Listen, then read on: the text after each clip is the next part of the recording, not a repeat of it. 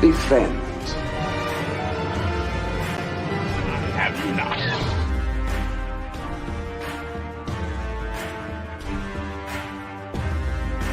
And here we go.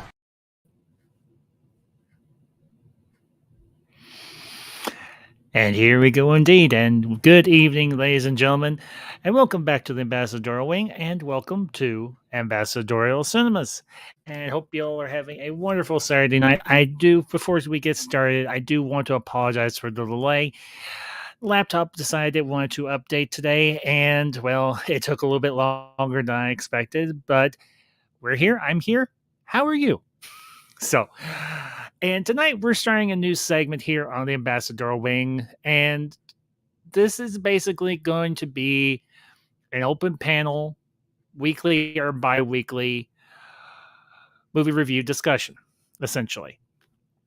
If you got a movie you want to come in and talk about, I'm going to drop the link in the chat, or you send me a DM on Twitter, and there's a movie you want to discuss with me, you come on in, sit back, relax, and we'll talk movies. Whether it's old movies, new movies, or really, really old movies. That's the gist. That is the idea behind this stream tonight, and what will hopefully become like I said, a weekly or at least a bi-weekly segment here.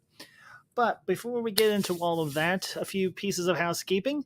Make sure you hit that like button, share this out with all of your friends, and of course, if this is your first visit to Ambassador Wing, I hope you enjoyed the stream this evening. Hope you have a great time, whether you're watching this live or you catch it on the replay. Either way is good. If you enjoy what I'm doing here, make sure you hit that subscribe button. Make sure you hit that notification bell so that you get notified whether I'm uploading or I'm live streaming like I am tonight. And of course, follow me on my social media on Twitter and on Instagram, both. But with all that being said, we don't stand on a lot of ceremony here at the Ambassador Wing. I don't do long-winded intros. I like to do short intros, and then I like to get into the topic. So, where do we begin? Obviously, movies. When I started this channel it's been 3 years now. The one thing I wanted to discuss, and the main thing I have discussed, is film. Film is something that I love. Movies are something that I grew up on, which is true of a lot of people. But as time has gone on, I have tried to become a more educated and informed movie goer and a fan of film, because somewhat of an amateur student of film, to put it succinctly. But I never lost my enthusiasm, even though I became more informed and I became more educated about movies, how they were made, how the different stories behind them, the cast and crew that are involved with them, all that stuff. All that stuff always interested me. When DVDs came out in the early 2000s, me and Mother Ambassador, we got our first DVD player. Cost us a couple $100. Now you can get a DVD player for less than that as it is. And that's even true with a Blu-ray player. Blu-ray players are cheap. But the one thing, regardless of no matter how much technology has advanced, the one thing we have always, as people, have appreciated is the theatrical experience, the movie-going experience. And for myself, going to the movies has always been a treat. Going to the movies has always been something I look forward to. Even now in my mid-40s, it's something that I love. And when I can't get to the movies, I usually wait for the newer movies, the ones I'm interested in, to come out on home video. And this was true even back in the days of VHS, for those of you who might remember VHS. Hi, hello, how are you? I'm one of those people. And even to this day, me and Madam Ambassador and my mother, we all still have VHS tapes. It's something that we keep in our collection, even if it's something that we have on Blu-ray or 4K or just plain old-fashioned DVD. It doesn't matter. We hold on to these things because they matter to us. And honestly, as much as I have gotten older and I have come to appreciate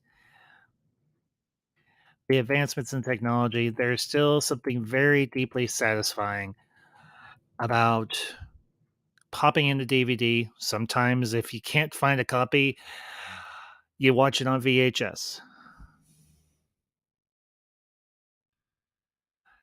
And honestly, for me, a a very pleasurable experience and one that I still, even after all these years, still enjoy.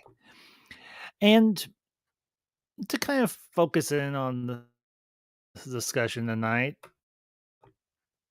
I recently had the opportunity to pick up a few movies, and one that I just watched last night, one that I was honestly looking forward to seeing, but never got a chance to in theaters was the Super Mario Brothers movie. And an absolutely delightful film. I will not kid you all to in the slightest. I had heard nothing but good things about the Super Mario Brothers movie. I I didn't necessarily know what to expect, but I won't lie.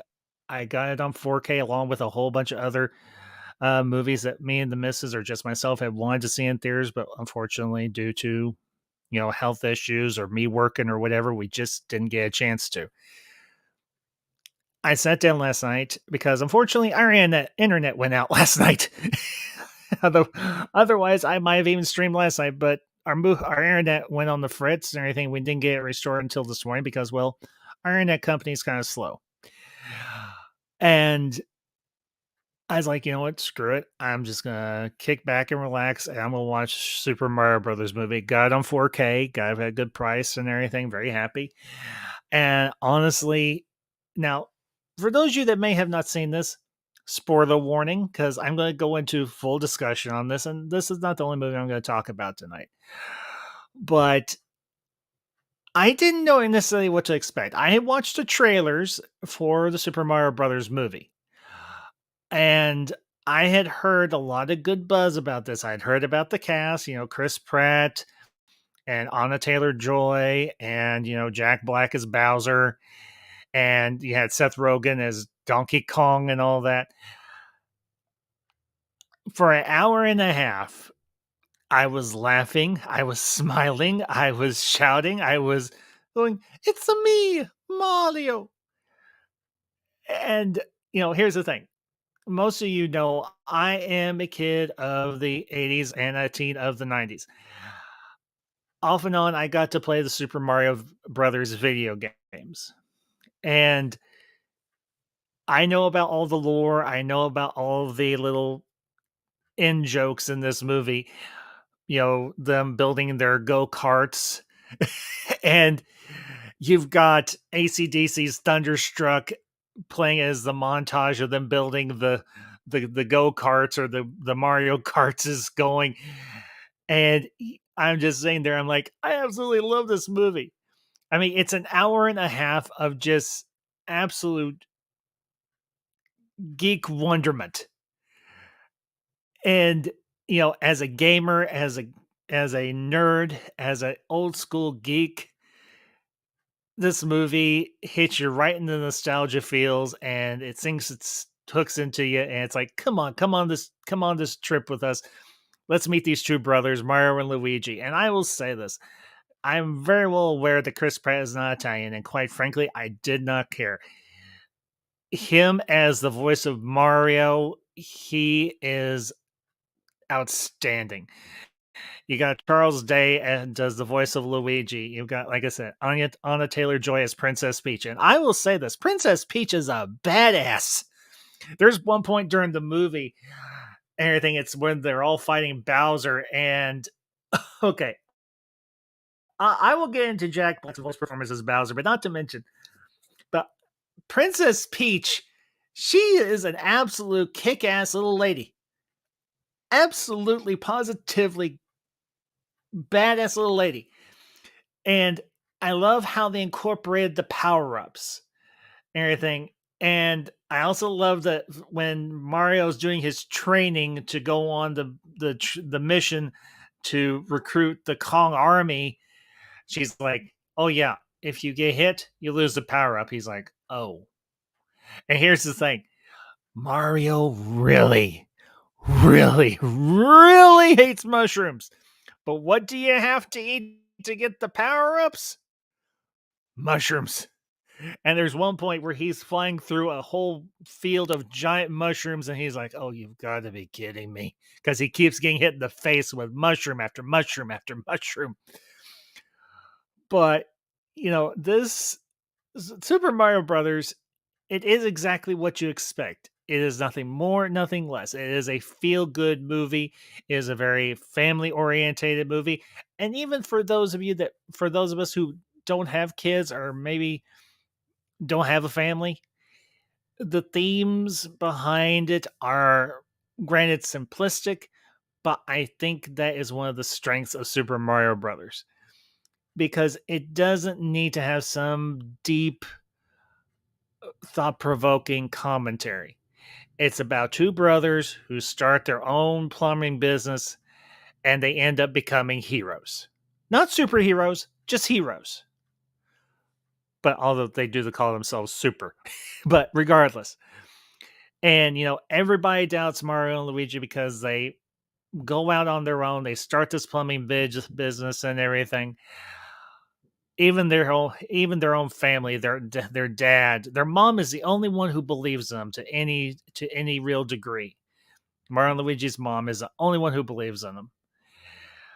But what I love about this is just a feel good movie. You will walk away feeling good after you see it, unless you are just a complete and utter cynic. No offense to any cynics out there.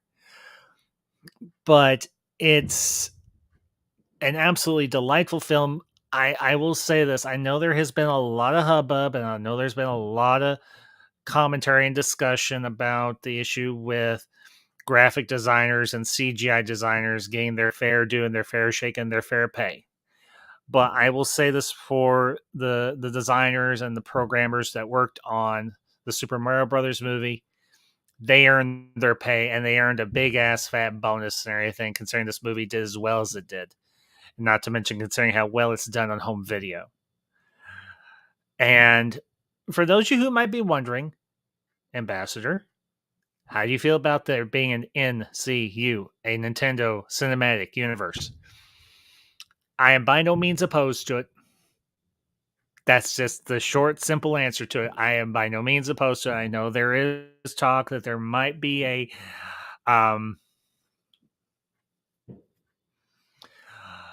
Legend of Zelda movie, a Link movie, and I say if the animation and the story and the voice acting is as good in that as it was in the Super Mario Brothers movie, then I say by all means, bring it, please. Give us a Legend of Zelda film. Build an NCU. If you build it, they will come.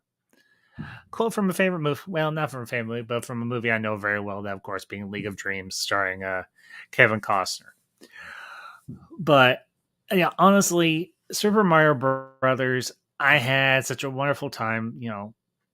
Will I watch this movie again? Oh, you damn right, I'll watch it again, because I'm sure there are probably a half dozen little Easter eggs in that movie that I probably missed. I mean, you had the warp tube, you had the go-karts, you had the musical cues, all of it great. Not to mention you had three really retro/contemporary pieces of music. I mean, like I mentioned, you had Thunderstruck by AC/DC. You had another one by Aha, Take On Me. You had Mr. Blue Sky, which I'm sure was a callback to Chris Pratt's part in the Guardians of the Galaxy franchise as obviously Star-Lord. Mr. Blue Sky was the song they played during the opening montage for Guardians of the Galaxy Volume 2. But it all, despite all the Easter eggs and everything, if you're a video game geek like, hi, hello, I am, you will probably pick up or notice something and everything in the background or in the main, something that Mario or Luigi or somebody interacted with. But the themes of this movie, like I said, are very simplistic. It's believing in yourself.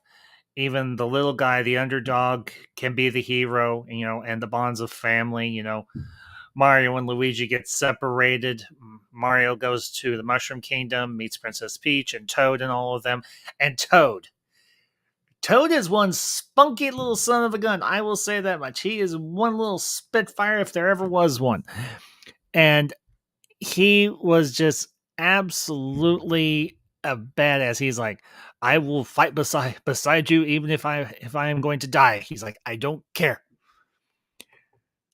And honestly, Toad, he's like, "Oh, you have a problem? Well, we go see the princess." And you're thinking,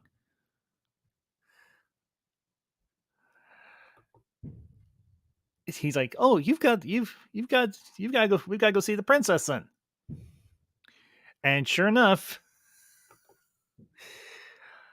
they go to see the princess. And okay, the one thing I like about it, there is a little bit of chemistry between Mario and Peach, but it's never to the point where they're like a couple or something. It's more flirtatious, which I honestly thought was better than just making them an outright couple. But she's like Mario's cheerleader, or well, yeah, cheerleader. Cheerleader works. And okay, she's watching him go through the obstacle course to prove that he's willing to go on the mission with her. And he doesn't finish the obstacle course, but he keeps on trying. And he's like, well, I guess you'll be going on your own. And she's like, no, you're going. He's like, I didn't finish it. And she's like, nobody gets it right the first time. She's like, but the thing is, you kept getting up. And that's something I really appreciate about the rapport between Peach and Mario. And they even allude to the fact that she might actually have been from Earth or anything. Because here's the thing: the super realm, or whatever we want to call it, the Nintendo realm exists parallel to our world, essentially. Now, granted, it's all CGI for those of you who know, but I thought that was actually a really cool dynamic because Mario and Luigi, they go down to the bowels of Brooklyn because I forgot, there was one other musical, there's one other little snippet of a song, No Sleep Till Brooklyn by the Beastie Boys. I almost forgot about that one. I can't believe I almost did. It's like, oh, wait a minute. No Sleep Till Brooklyn, Beastie Boys. Damn, I can't believe I missed that one. But honestly, if I haven't sold you on Super Mario Brothers at this point, I don't know what else to say. Oh yeah, there's one more thing I should say. Jack Mother freaking Black as Bowser. Now we all have a pretty good idea in mind who Bowser is as a character. We know him from the video games and so on. Yet in this movie, he is played in a different way than I don't think anyone actually expected. He's played kind of goofy, but at the same time menacing. And okay, big ass spoiler. I mean, obviously, this movie came out several months ago. So if you have not seen it by now, what are you waiting for? Go watch it. But Bowser in this movie, he is a badass. He is threatening. He is menacing, but he's kind of a goofball. But I will also say this: he's got some pretty good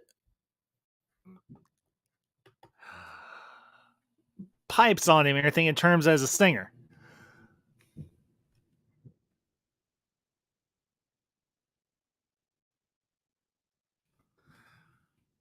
And honestly, it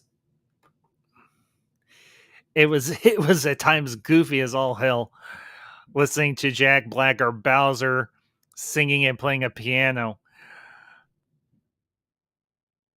And it was an absolute riot because I was just like, this is too much. This is way, way, way, way, way too much. But at the same time, it was an absolute riot. I'll say this too for Jack Black. he is a pretty damn good singer. Not gonna BS it, not gonna him haw around it. Jack Black can sing. Now, obviously, he's done other movies and everything. He did Tenacious D and so on. And honestly, he is first and foremost an actor. But I will say this too: he is a very good singer, no doubt, hands down. And for the longest time, I kept hearing about the Peaches song, and the only version I had ever heard was from the Presidents of the United States of America, which was a band from the mid to late '90s, and they did that song, "Moving to the Country, Gonna Eat a Lot of Peaches," which of course has a more adult meaning to it. if you're old enough to remember that reference from Face Off, I could eat a peach for hours. If you get the reference, well, you know.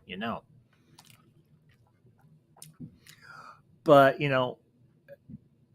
if I was going to give Super Mario Brothers a score, I'd have to say, and yeah, it's gonna sound cliche as hell, but you know what? It's my opinion, and I'm obviously entitled to it. Super Mario Brothers, it's a 10 out of 10, an absolute 10 out of 10. It's perfect. Perfect in every conceivable way. It is no more than what you expect, and it delivers exactly what you expect it would. So yeah, Super Mario Brothers. You haven't checked it out? Do so.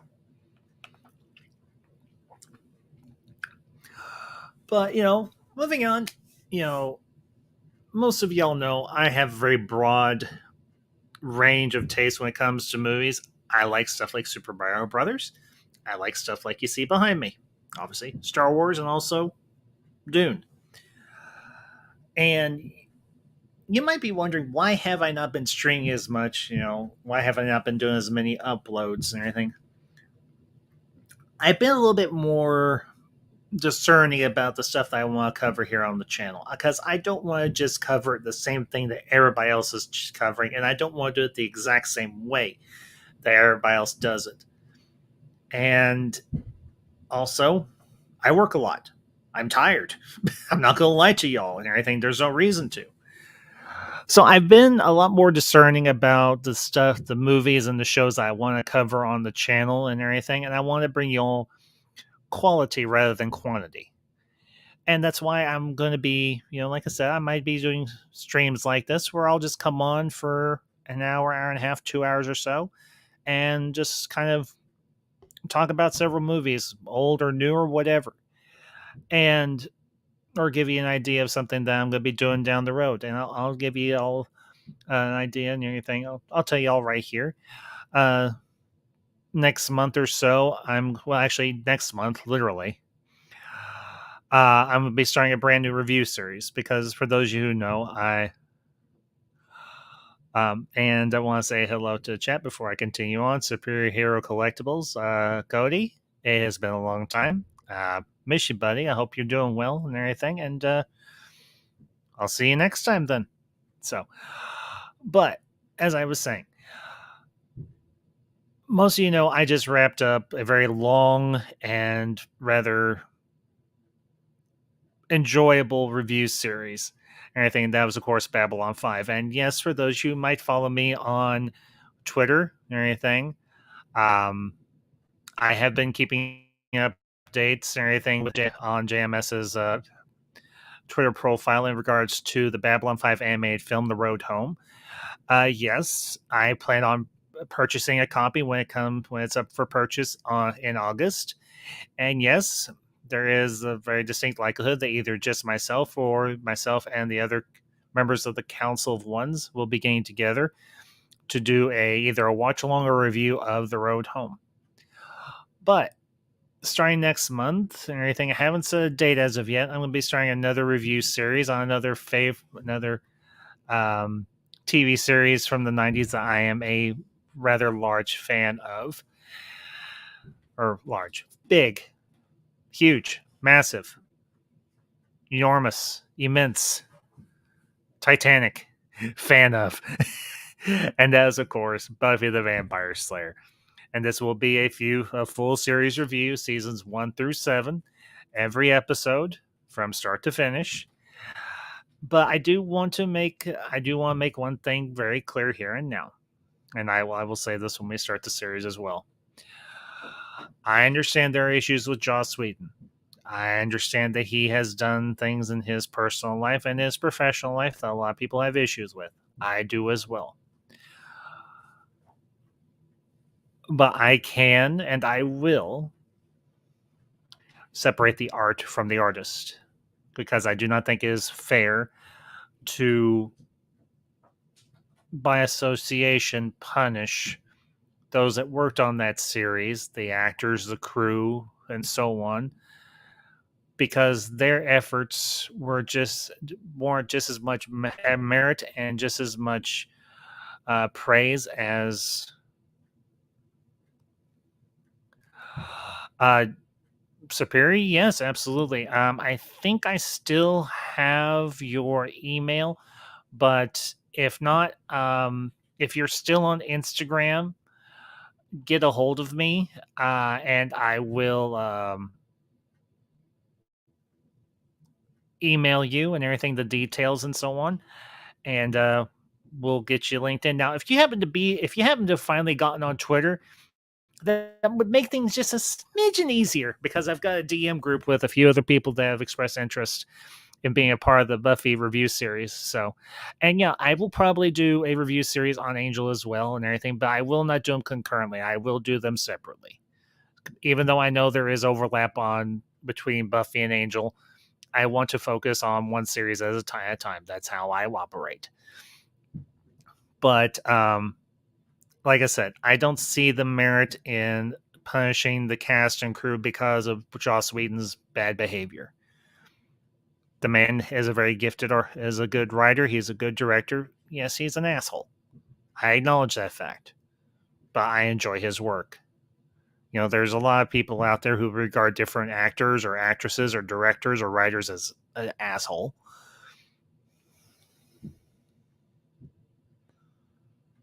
Okay. Superior, sounds good, buddy. I appreciate it. And I'll be just, I think if you remember my Twitter handle, if you don't, I'll pop it in here because I've got it on a banner. I get wise in my old age. That's my Twitter handle, Ambassador Kosh 7. So now, if you're still on Instagram, then just get a hold of me on Instagram. That works too. You know me, I'm easy. I'm just not cheap. But kind of to segue further on, that movie I've been wanting to discuss for a while now, and just this is as good a time to do it as any. Oh, mercy. Is the old no, do I want to discuss that? No, I don't think I want to discuss that, honestly. Let me think here. What's one that I haven't discussed that I wouldn't mind?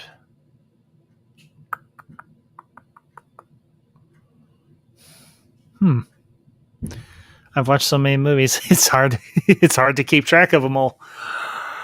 Well, not to keep track of them all, but just to pick one to discuss. Okay, we talked about a movie I love. Let's talk about a movie I hate. And yes, this will probably be my one and only discussion on this film. And yes, this is a movie that everybody has discussed. And yes, I know it's been talked into the ground. And yes, I understand that fact. But you know what? With a little pleasure, there also has to be sometimes some pain. And this will be actually, you know what? No. We're going to talk about stuff that I enjoy rather than stuff I dislike, because I promised you all I would discuss this film when I had watched it back several months ago, and now is as good a time as any to discuss it. It's been about about a couple months ago. I finally sat down and watched Solo, a Star Wars story. Now, for those of you who know, Solo was the other anthology movie they did in between the sequel trilogy films. Unfortunately, it came out at the worst possible time that it could have been, and that was right between the Last Jedi and the Rise of Skywalker. Not to mention, it was poorly marketed. It had a lot of controversy behind it because Phil Lord and Chris Miller were booted off of the production by Kathleen Kennedy after they had practically shot the whole damn movie. And to be clear, I did not boycott Solo. I did not dislike Solo. It just was something that I didn't ever bother to sit down and watch. But I was like one night I had gotten off, I had gotten home from work, or it was like a Saturday night, like it's like tonight and everything, and I was just unwinding from work. I was like, you know what, I'm gonna finally watch Solo, and yeah, I am aware that they tried to shoehorn the whole fuel thing into Solo to justify The Last Jedi. But if you remove that aspect of the film itself stands on its own very well. Is it a perfect movie? No. Is it a damn good heist movie? Yeah. It is a heist movie set in the Star Wars universe, just like Rogue One, except Rogue One's got a little bit more nostalgia built into it because, it's attached to Episode 4, A New Hope, obviously. But you got to really, honestly, I thoroughly enjoyed this cast. I mean, you had obviously you had Alden Ehrenreich as a young Han Solo. You had Woody Harrelson. You had Paul Bettany. You had for heaven's sakes, Amelia Clark, and you had Donald Glover. I can't remember if it's Donald Glover or Donald Glover Jr., one or the other. Anyway, either way, it's Donald Glover. And this was a risky film for them to make because a lot of people have been chomping at the bit for a different movie. They were wanting a solo movie for, no pun intended, for Obi-Wan Kenobi. There have been talks about that. Of course, we know how that went. People have been wanting a Boba Fett movie. We kind of saw how that went too. People even maybe wanted an anthology movie around somebody else, anybody, any other character, but they chose Han Solo. Now, I will say this in terms of Alden Ehrenreich and his portrayal of a young Han Solo. I do not think he was trying to do an impersonation of Harrison Ford. He was trying to make the character of Han Solo his own. And honestly, personally, for me, it worked. He was a very believable young Han Solo. He had that swagger. He had that roguish element to him. He wasn't a clear-cut good guy, but he wasn't a pure villain either. He was a rogue, which is what Han Solo has always been. And just for the record, Han shot first. Han absolutely positively shot first. Regardless of however many CGI blaster bolts they want to put in that sucker, Han shot first. But the truth is, Solo, I think, got a lot of undue hate, and that was unfortunate. Because at the time, the Star Wars fandom, the fan base, was in a state of upheaval. I was part of that. I wasn't out there calling people who liked The Last Jedi or hated The Last Jedi this or that or the other, but I acknowledge there were issues with the fan base. Unfortunately, there still is. And that's one of the factors that caused Solo to very much underperform. And it was unfortunate because this was a movie, granted they changed directions. They hand the director's reins off to Ron Howard, and I'll say it. Ron Howard had a tall order ahead of him. I'm not going to sugarcoat and say he did, because he did. But in spite of the mountain that he had in front of him, He pulled the cast together, he pulled the crew together, and they got this movie made. Now, would I love to see the Lord Miller cut of Solo? Oh, yeah, I would. But do I think there is merit to the Ron Howard version of Solo? Yes, there is. The relationship between Han and Kira, played by Emilia Clarke, absolutely outstanding. Can't I? Some people may say the chemistry might have seemed forced. From my perspective, honestly, I think the chemistry between Emilia Clarke and Alden Ehrenreich as Han and Kira, it worked. And you know, I know there has been issues. There has been discussion about the L3 droid, and everything, and her relationship with Lando Calrissian, the young Lando Calrissian. But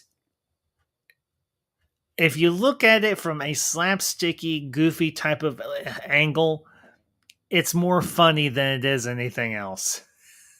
Because for a human and a droid to get together, no, it does obviously make a damn lick of sense. And no, do I think Lando Calrissian is pansexual? No, I don't. And I don't particularly care.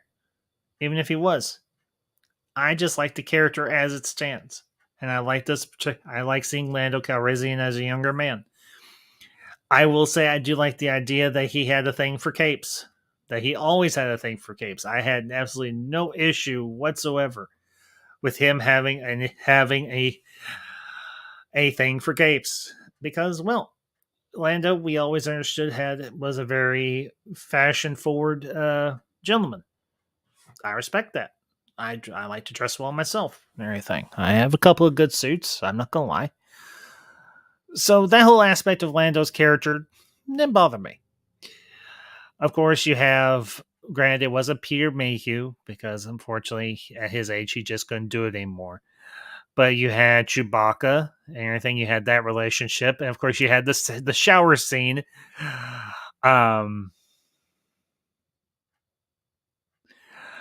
Between Han and Chewbacca on the Falcon. I think it was on the Falcon, or was it another ship? It might have been another ship, but regardless, I'm sorry, that was hysterical. Seeing Han's little bare feet and then seeing Chewbacca's big hairy feet right behind him. Funny as all hell. I'm not gonna lie. But seeing the Falcon in its original pristine version, really cool. I'm not gonna lie, it was a really cool to see the Falcon before it got all kind of banged and beat up and what have you. And it was also neat to see how Han ultimately won the Falcon from Lando, and the fact that Lando was a cheat playing Sabacc. He was a cheat. Of course, Han got him in the end. Anything during that last game of Sabacc and everything, he got him. He pulled all his spare cards out of his little thing up his sleeve, and he's like, "Where's my cards?" So, but what, and you cannot overlook Woody Harrelson or Paul Bettany, either one.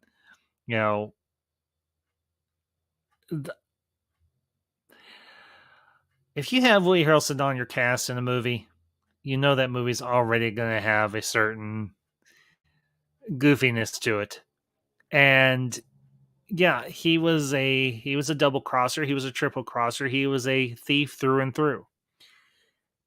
And he did teach Han a lot of valuable lessons about how being in the life of being a criminal, being a smuggler, whatever you want to call it. And it was good to see Woody Harrelson back on screen again, because last time I had seen him in anything, granted it was a more recent movie, that was of course Venom 2: Let There Be Carnage. But any movie that's got Woody Harrelson in, I will generally check out. There's only been one or two movies of Woody Harrelson's I have never seen that I probably will eventually delve into and everything, because I've heard such good word of mouth. And of course, one of them is Natural Born Killers with him and Juliette Lewis.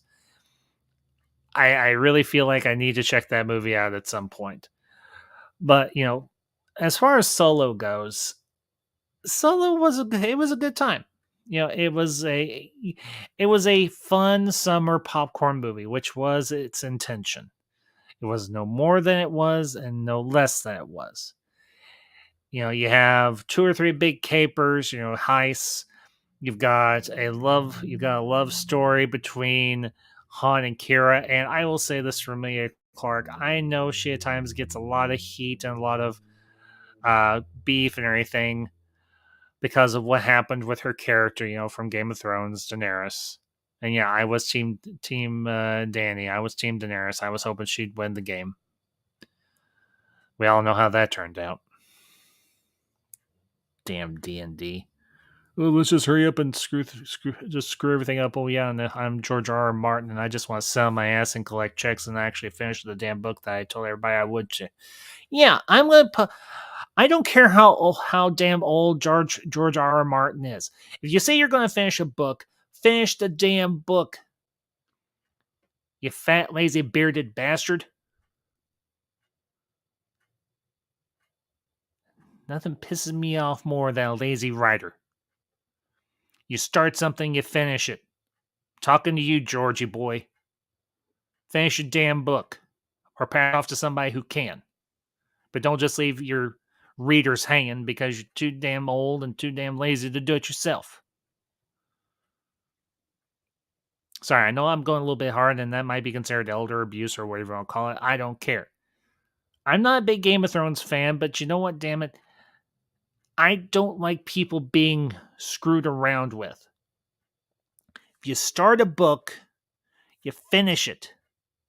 You write the beginning, the middle, the end. You don't stop halfway through. And you sure as hell don't leave two directors hanging with nothing but a bunch of notes. But I digress. And my apologies for the digression. Emilia Clarke as Kira in Solo, she was solid. She was. She was very enjoyable. She was charming. She was sexy. Not gonna lie. Emilia Clarke is a very attractive young woman. Yes, I'm happily married. Very well aware of that fact, but my eyes don't wander, but I can notice a nice looking actress when I see one, and Emilia Clarke is exactly that. And honestly, as I said and everything at the beginning, Solo got a lot of undue hate and everything because of its proximity to The Last Jedi, and that was honestly unfortunate. Does it bother me that this movie bombed? Yeah, it does. But at the same time, the movie still exists. And I think it's a credit to the cast and the crew, all three directors, Phil Lord, Chris Miller, and Ron Howard. They were under the gun. They were fighting against a uh, administration at Lucasfilm that's been kind of a pain in the ass. I'm gonna call. I've told y'all, when it comes to Lucasfilm, I will call balls and I will call strikes. I will play it fair, but I will call them out when they screw up, and I will praise them when they do well. Kathleen Kennedy should have left Lord and Miller alone and let them release the movie that they shot. And they would be stupid to not eventually, if not sooner, release Lord Miller's version of Solo. There are people out there that would watch it. I'm one of them. But as far as the Ron Howard version goes, it is worth watching. It is by no means a bad movie. It is not a bad movie. It is a very enjoyable movie. The CGI is on point. The action set pieces are well choreographed and well put together. I will say one of my favorite aspects of it is Han being a part of the Imperial military, because that is part of the Star Wars universe that we have rarely ever seen.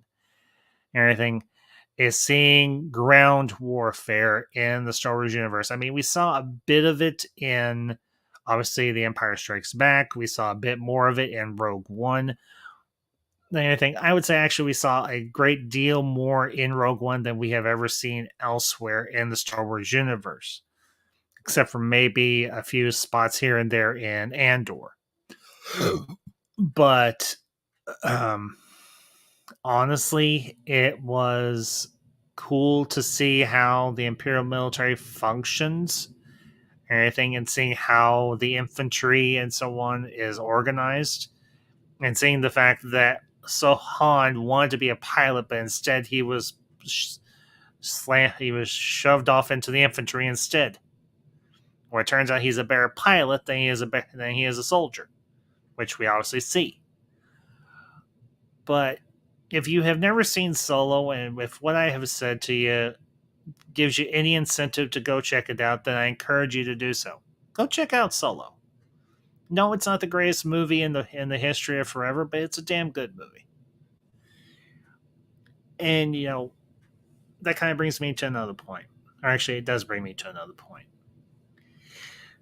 For the longest time, people have asked me, whether it's here online or on my social media or whatever, Ambassador, what are your favorite movies? If you had a top 10, what would be your top 10?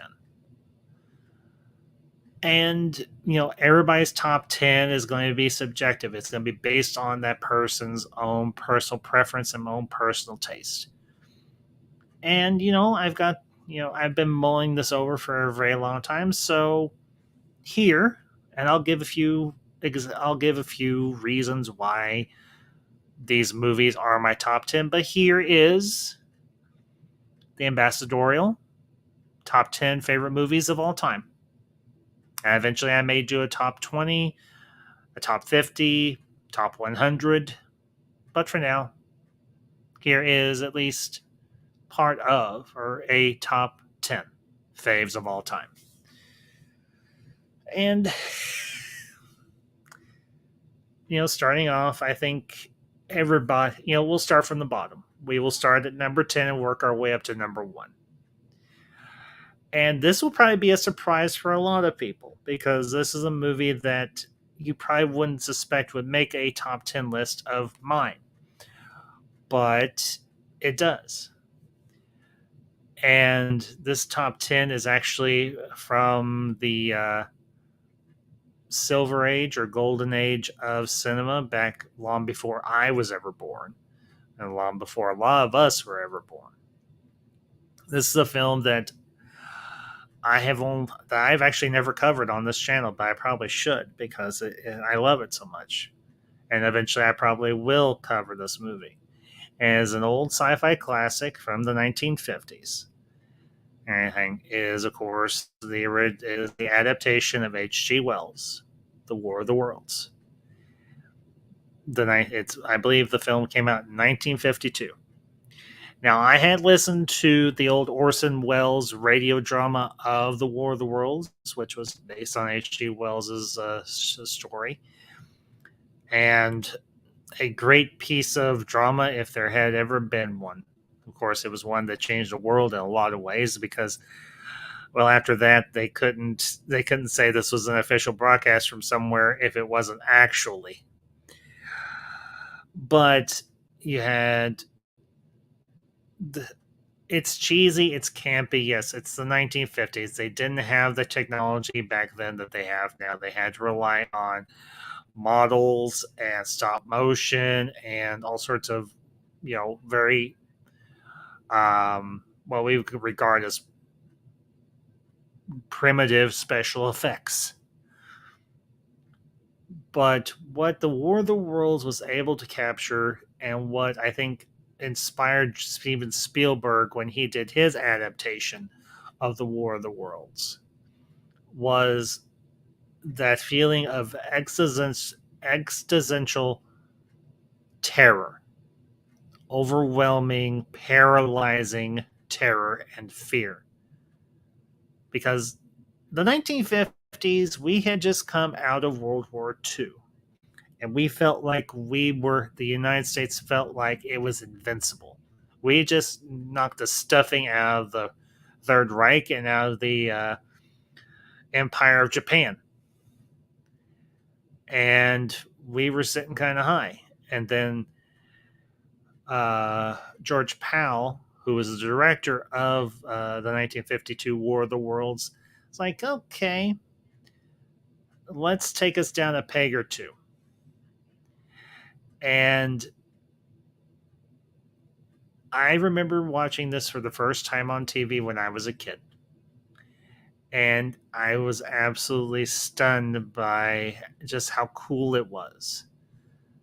Because for those of you who know, I was raised in a somewhat unconventional home. You know, everybody knows my father passed away. He would have been 77 tomorrow.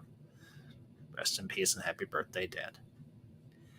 So it was Mother Ambassador and my grandmother who raised me, and they introduced me to all these old uh, black and white and early films, and Lord of the Worlds was one of those films. And they have that; it has an absolutely iconic sound effect for when the Martian heat ray activates and fires, and you see just how destructive these war machines from Mars are. They're wiping out battalions of troops. They're destroying tanks. They're blowing up jeeps. Everything across the board. Even nuclear weapons had no effect on them, and they just kept pounding and pounding until, as the voiceover said by the late great Sir Cedric Hardwick, after all of man's devices had failed, it was the smallest things that God, in His infinite wisdom, placed on the earth. Once the Martians had breathed our air, ate our food, and drank our water, they were doomed. It was bacteria, germs, not any weapon of man or anything of the sort that defeated the Martians, but a simple household germ. And if you have never seen that version of The War of the Worlds, if you've only seen the one by Steven Spielberg, I can encourage you. And I will probably do a more lengthier review of War of the Worlds probably here in a few months. But that's my number 10 of my top 10 all-time favorite movies. And number 9, number 9. What could it be? What would I put at number 9?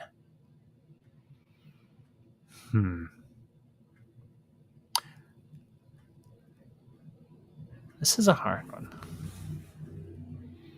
I have to go with something else that's also from my childhood, but also something that I was introduced to. Anything. And that was an old, also, I think it was like a 1940s or 1950s black and white film, which actually got a 1980s, and this is the one I'll be referencing because I consider them kind of connected. And that is The Thing. You know, the original 1950s version, the old black and white version, and then the adaptation / remake of The Thing that was done by John Carpenter. And if y'all want to hear my thoughts in full on John Carpenter, I did long before I called it such, I did a whole stream discussing the films of John Carpenter because that's how much I love and respect him as a director and as a creative and as a, quite frankly, a underrated cinematic genius. The man has done some of my all-time favorite movies, whether they are original works or remakes. And in this case, do I think that the remake of The Thing by John Carpenter surpasses the original? With all due respect to the original, yes, I do. But at the same time, the remake of The Thing would not exist without the original, because it was the original that inspired John Carpenter, and also a short story that is centered around that storyline that inspired him to make that movie. You know, and I've talked about The Thing sparingly off and on over the last several years, so I'll just give a few thoughts here. The Thing is a very atmospheric and very claustrophobic film, and that is its strength. But not to mention, it has an absolutely stellar cast, in particular its two leads, that being Keith David and, of course, one of my all-time favorite actors, Kurt Russell, as McCready. And also it also has Wilford Brimley. Yes, the same Wilford Brimley that had done all the diabetes commercials throughout the late 90s into the early 2000s until he got too old to where he couldn't do it anymore. But yeah, The Thing, the 1980s version, that is my number 9. The special effects still hold up, the practical effects still hold up.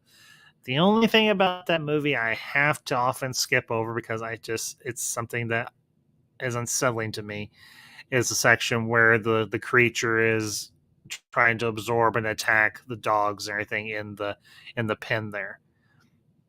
I have always had issues with hearing animals be in pain or animals being hurt. So I can't watch that segment of the movie and everything. It's too for me. It's too much. But let's see. Okay, number 8. Number 8. Let's see. I would have to say my number 8. Yeah, I think that's a good number 8. George. Dude. George, if you're free, buddy, get in here and I'd love to hear what you thought, man. I would absolutely love to hear what you thought of The Thing, man. I dropped the link in a couple places and it's also there in the chat. So if you're free, get your ass in here. I'd love to hear what you thought about The Thing. So, everything and so on. Excuse me. But my number 8.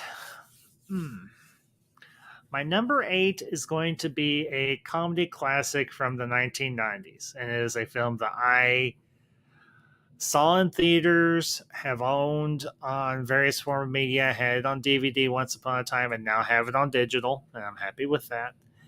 And that is, of course, one of the greatest comedy films of all time by a great comedic mind, Mike Judge's Office Space.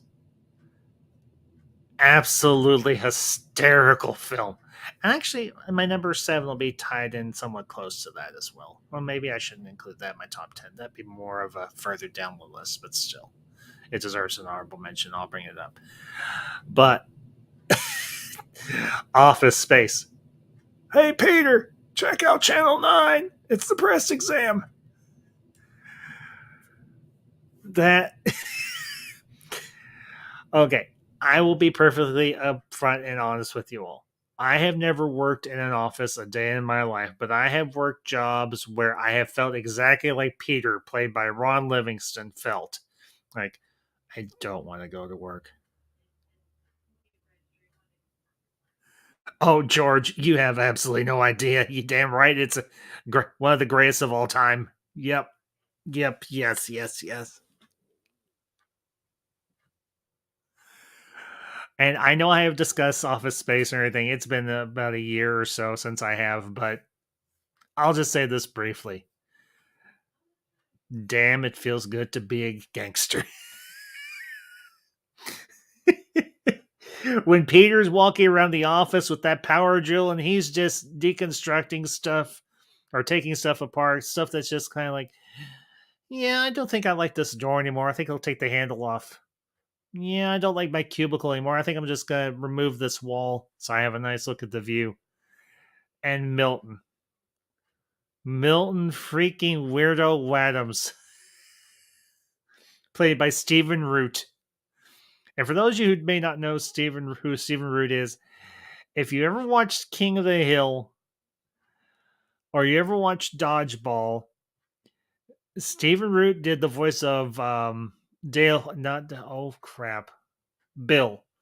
Everything, the Sergeant Barber at the military base there in Arlen.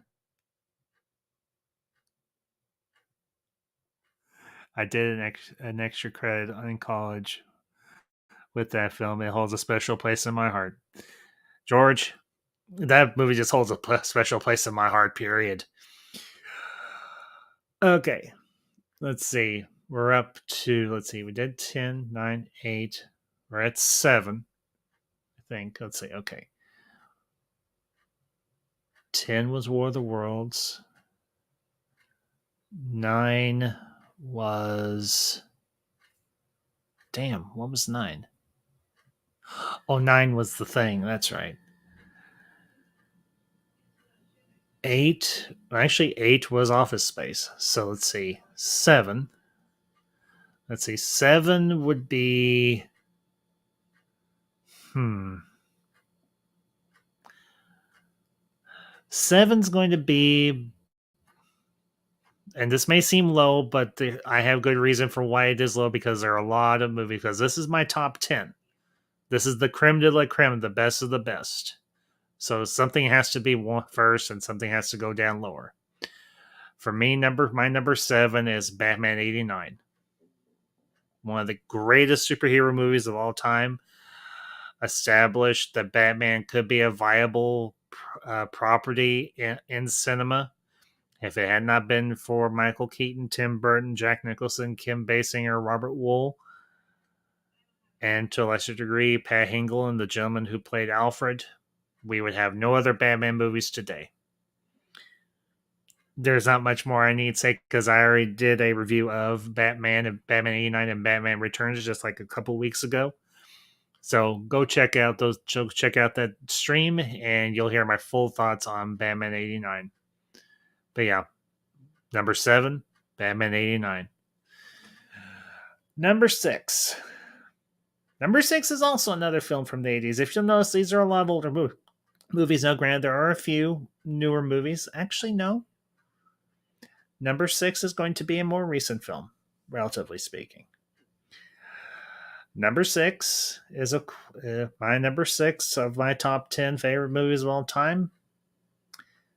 The grand day of them all of the MCU. The one and the only Iron Man. Starring Robert Downey Jr. as, of course, Tony Stark.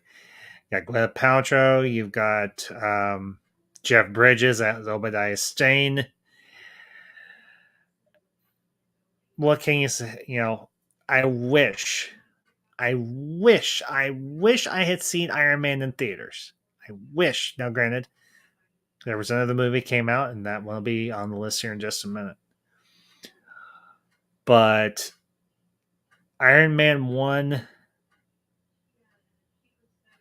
it started the MCU. It reinvigorated Robert Downey Jr.'s career. It kind of cemented him as a leading man, and well-deservedly so. It really showed that Jon Favreau was a talented director and a writer. And honestly,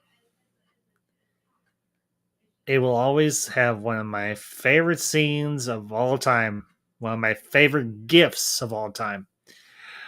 Right after Stark launches one of the Jericho missiles, and the explosion's coming up, and he's just standing there with the mountains behind him, and he just puts his arms up like this, and the shockwave just kind of bristles him a little bit, just goes poof, and he's just standing there like an absolute badass. Love it. I use that gif often. I use that gif very, very often. Okay, that's 10 through 6. Now we're into the top 5. This is where it starts to get interesting. My number 5 all-time favorite film.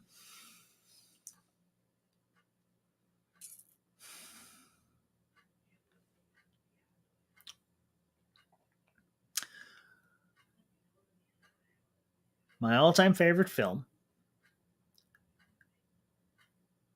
And this is going to be hard because I have to put these all somewhere on this list because they mean this much to me.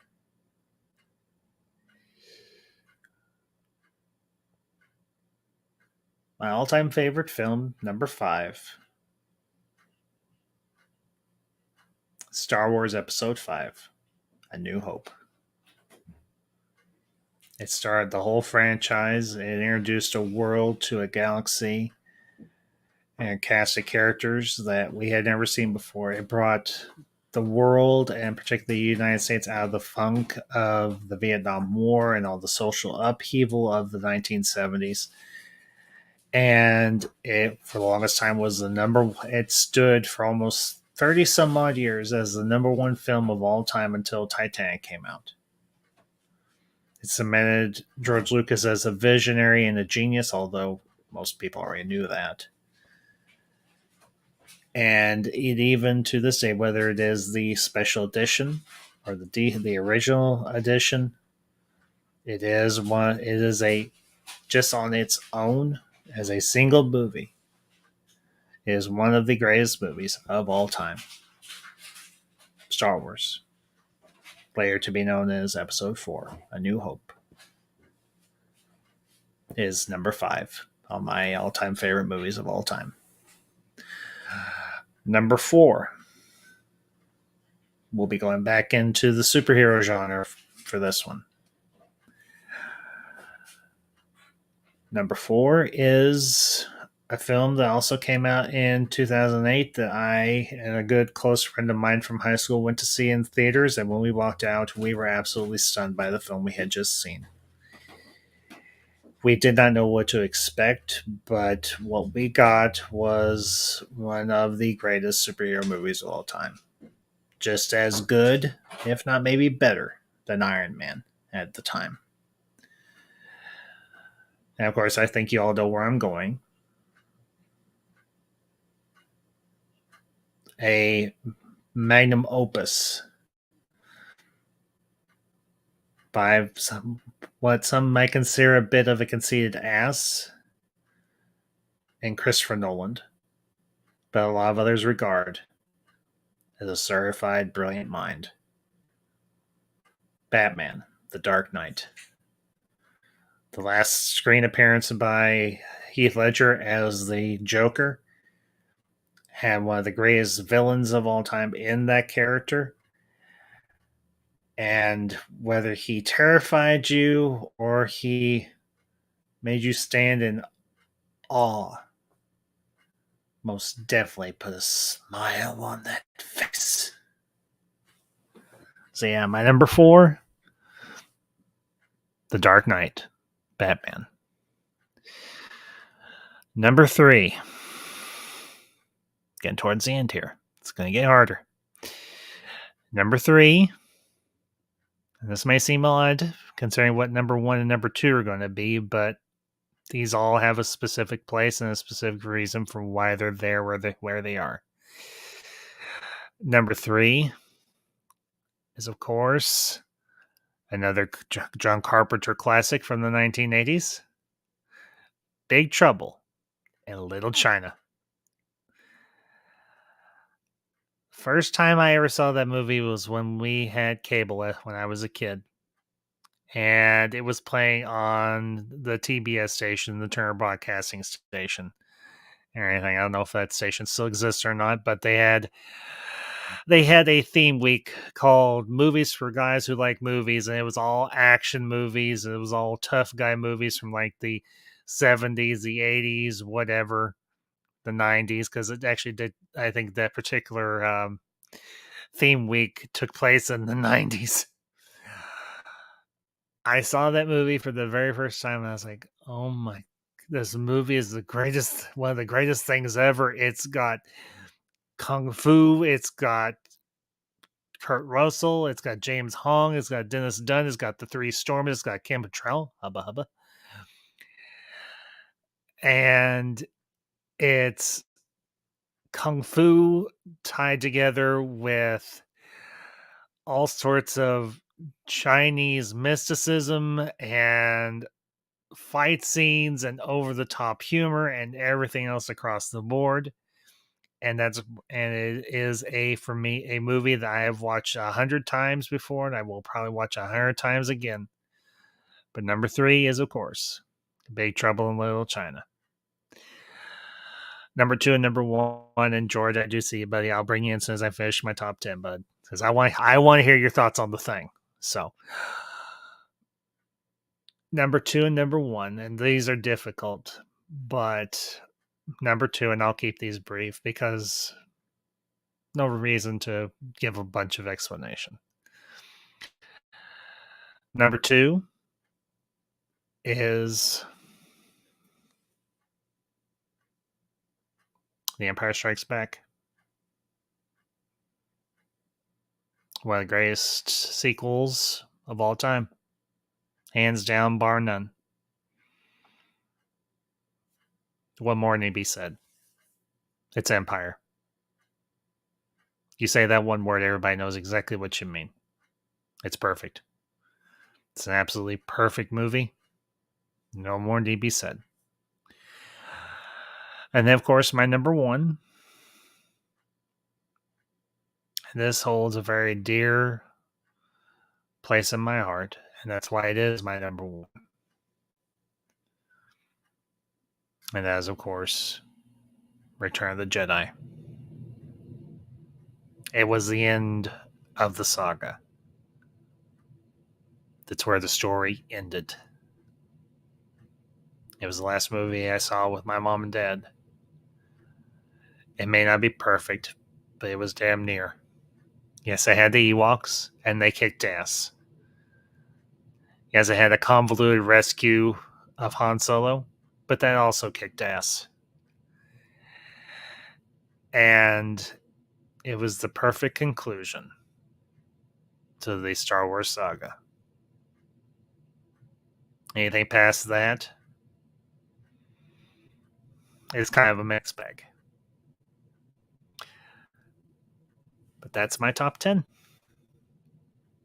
I'll probably cut this out at some point and put it up as a separate post. So, all right, that's been enough of me. Let's bring somebody else on in here. Everybody, you know him, you love him. I call him my friend. He's an ambassador. He's a great member of this channel, and I like him a lot.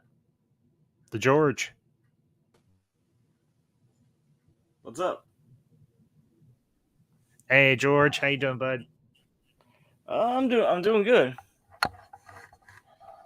Okay, so you finally saw the thing. What did you think? Well, I found it on Tubi, and that's a site where you can get movies for free.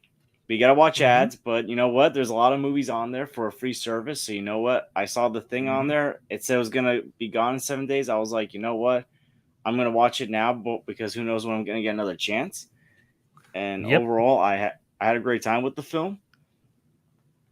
There were some scenes that were hard to watch. The stuff where the monsters attacking the dogs, because I'm an animal lover, and seeing animals just really makes me feel uncomfortable, especially because like my 3 cats were in the room when I was watching that. So it's like I'm just like hoping like I sleep well and don't have nightmares of that happening to my cats.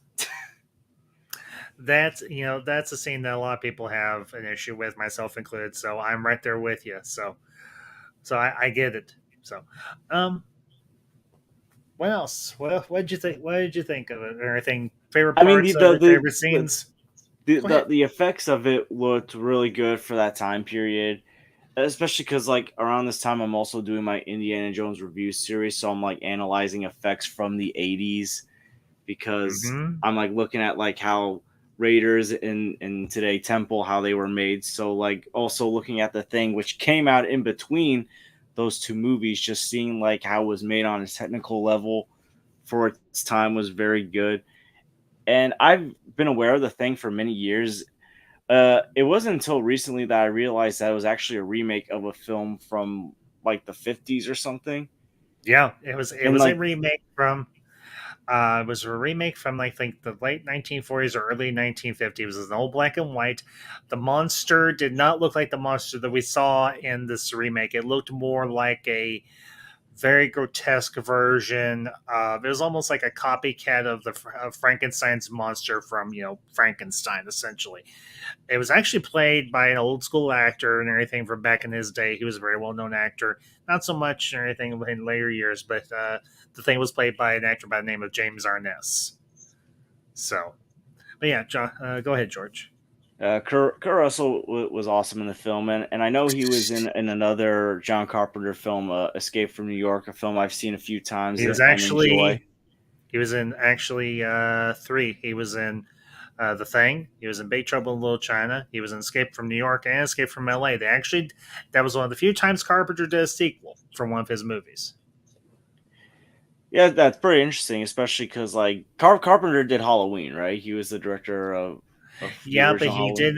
Yeah, he was the director of the original Halloween, but he didn't want to do a direct sequel. He wanted to leave it where it was, but the studio was like, "Yeah, this did well. Let's do a follow up." Yeah, that's what I And thought with him. but he did, he, I did a whole stream back a couple of years ago on the films of John Carpenter because that's how much I love the guy. I mean, a he is the everyman's director. He does movies for the normal people. He doesn't do big snooty faluti necessarily high budget films. He does films for the normal people, for the normal guy, for people who just want to go to the movies and have a good time. And that's where his niche is, and that's perfectly fine.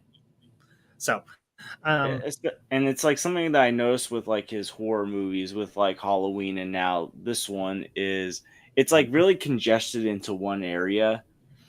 Like mhm, it's like it doesn't need to be like this big event horror film. Like Halloween was obviously like mostly congested into like these two houses, where like the thing is like congested into this base in the Arctic, or and then there's the aspect where like you don't know like what who the monster is, and like what who's gonna die next.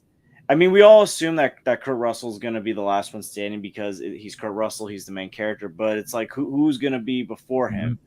Him. Like I would say that's the only predictable thing about the film is you expect Kurt Russell to be one of the few remaining. Well, here's the interesting thing, and I've done a lot of, I've watched this movie several times. I have it on DVD. I've watched the making of the interviews and so on. Here's something you may not know and probably be interesting to you.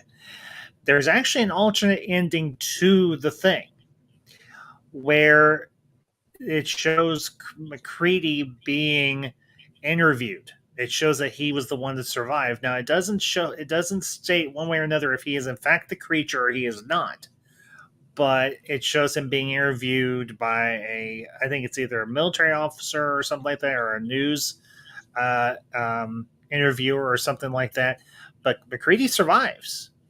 In in the theatrical version, it's left ambiguous because you don't know if either him or Keith David's character are actually the creature. But I think that's actually one of the cool things because it is left ambiguous.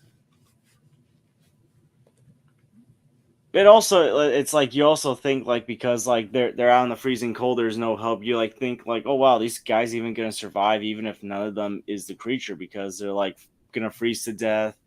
That Mm-hmm. like you already saw like at one point in the film, McReady like he had all this like ice on him and all that because they locked him out because they didn't know if he was the creature or not, and he was threatening to blow up the place. Like that's how intense the movie got.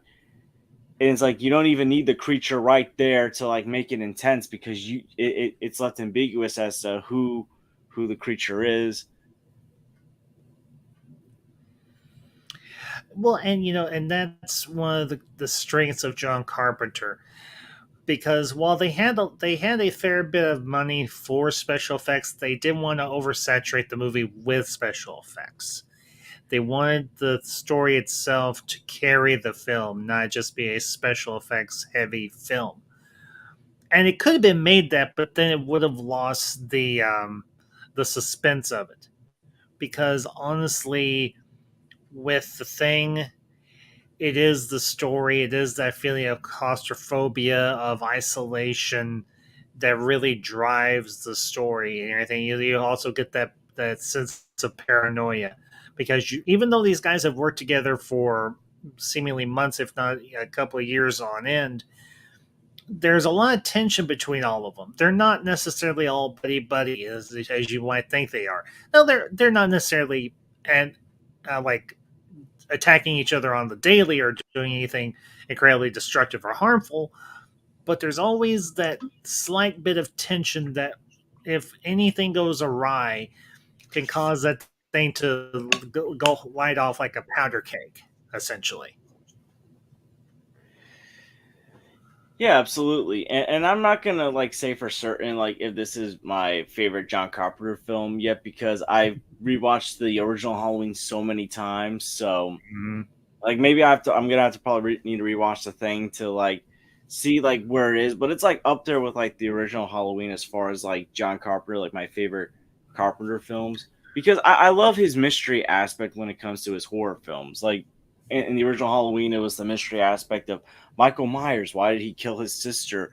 Why is Dr. Loomis, Donald Pleasant's character, so freaked out by this young person because he said like at a certain point, like halfway through, he just gave up after trying to help this boy. And in this case, with the thing, it's the aspect of like at first, why is this some person going after this seemingly normal husky dog? Then you wonder why is this dog why attacking all the other dogs? And then like who's he gonna go after next?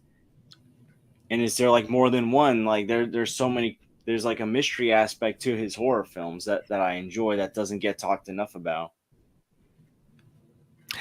Well, and that is one of Carpenter's strengths that you never know what to expect with him. You never know what twist he's going to throw at you. There's one I think you mentioned everything you've seen a few of Carpenter's movies. There's one that I just listed that you probably should check out if you haven't already, and that's of course Big Trouble in Little China. It is by far one of his most unorthodox but most enjoyable films. It is an absolute riot as to how good it is because it's if you love swordplay, if you love kung fu, if you like martial arts, if you like beautiful girls, because it's got back in the 1980s, Kim Cattrall, she was a fox, an absolute stone cold fox. Um, if you love slapstick comedy, it's got that too. If you want to talk about some really cool special effects, Big Trouble in Little China's got it. So, and even the title itself makes you go, "What the hell does this title even mean?" And should I check this out? So, I highly recommend Big Trouble to you, George. It's definitely worth your time. Yeah, I definitely gotta check out because I know that's another Carpenter film. I just need to get the time, need to like make the time to watch it. But yeah, no, like like I like that like Carpenter can make what he did was like he went from like a simple slasher film that takes place in Halloween to this sci-fi film that takes place in this cold area that's limited to just these people Mm-hmm. that are in there. Like Carpenter really showed his range during this time period. Mm-hmm. Well, the thing about Carpenter is he never wanted to necessarily be typecast, so to speak, as a director. He wanted to do the stories that he found interesting. He wanted to do the stories that intrigued him. And it was a rarity, as I mentioned, for him to ever do a sequel. And the only time that he ever did one willingly was the follow up to Escape from New York when he did Escape from LA. Now, I didn't see Escape from New York. I still haven't, but I'm going to eventually. Yeah, you got it. It's a good Um, one. but oh, I know. I've heard nothing but good things about it, so I'm eventually going to check it out. But the character of Saint Plissken alone, and the fact that it was Kurt Russell, intrigued me when I saw the trailer for it and everything. Um, Me and Mother Ambassador were like, "Ooh, we gotta go check this out," and we were really glad we did. I mean, you got Kurt Russell back as Snake Plissken, one of the biggest badasses to ever be a badass. And of course, you got Michelle Forbes, you got Stacy Keach, you've got Hal Holbrook as the president of the United States. A bit of a zealot, a bit of a radical, to be perfectly honest. But of course, you got a cameo by Pam Grier. You got a cameo by Peter Fonda, and you've of course got a great, absolutely wonderful score and everything. A very earthy, very atmospheric score by John Carpenter. And I don't know if you know this, George. You probably do. John Carpenter, just about all of his movies, did his own score, did his own music. Yeah. Oh, that I'm definitely aware of. I know Most because I know didn't he do the Halloween score as well? he did. Yeah. Yeah, and like that's obviously one of the most iconic scores ever. Like to me, that's probably And like the one score that stands out the most. That's not a John Williams or Danny Elfman score. mhm. Because there's so many great scores out there, and it's like, but like it's sometimes it's hard to top those ones. But John Williams, not John Williams, John Carpenter, it, with his Halloween theme, it was always very catchy. Well, I mean, if there is a theme to a movie that can set your hair on end, it's the Halloween score, except for maybe the Friday the 13th, but that honestly is more so the breathing, the Oh yeah.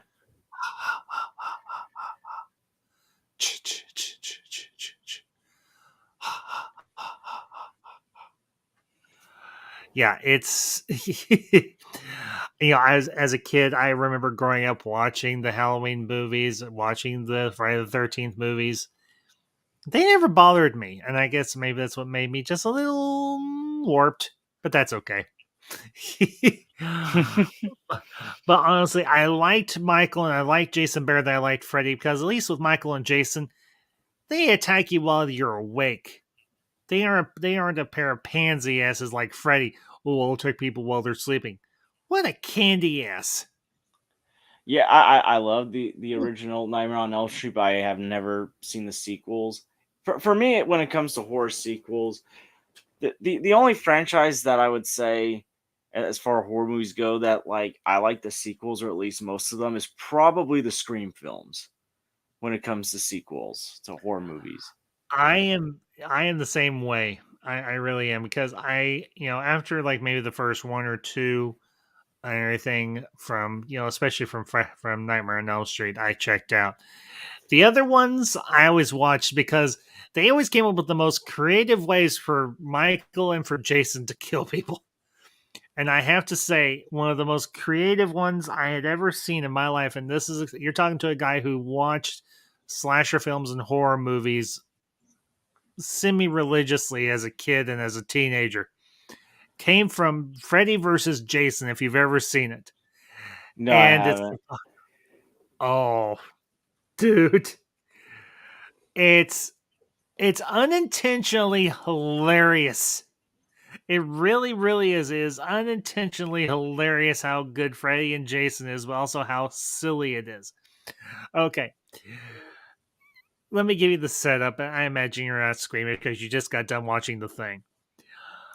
These two kids are, having sex and everything in their, I think, in the guy's parents' bedroom or whatever the case.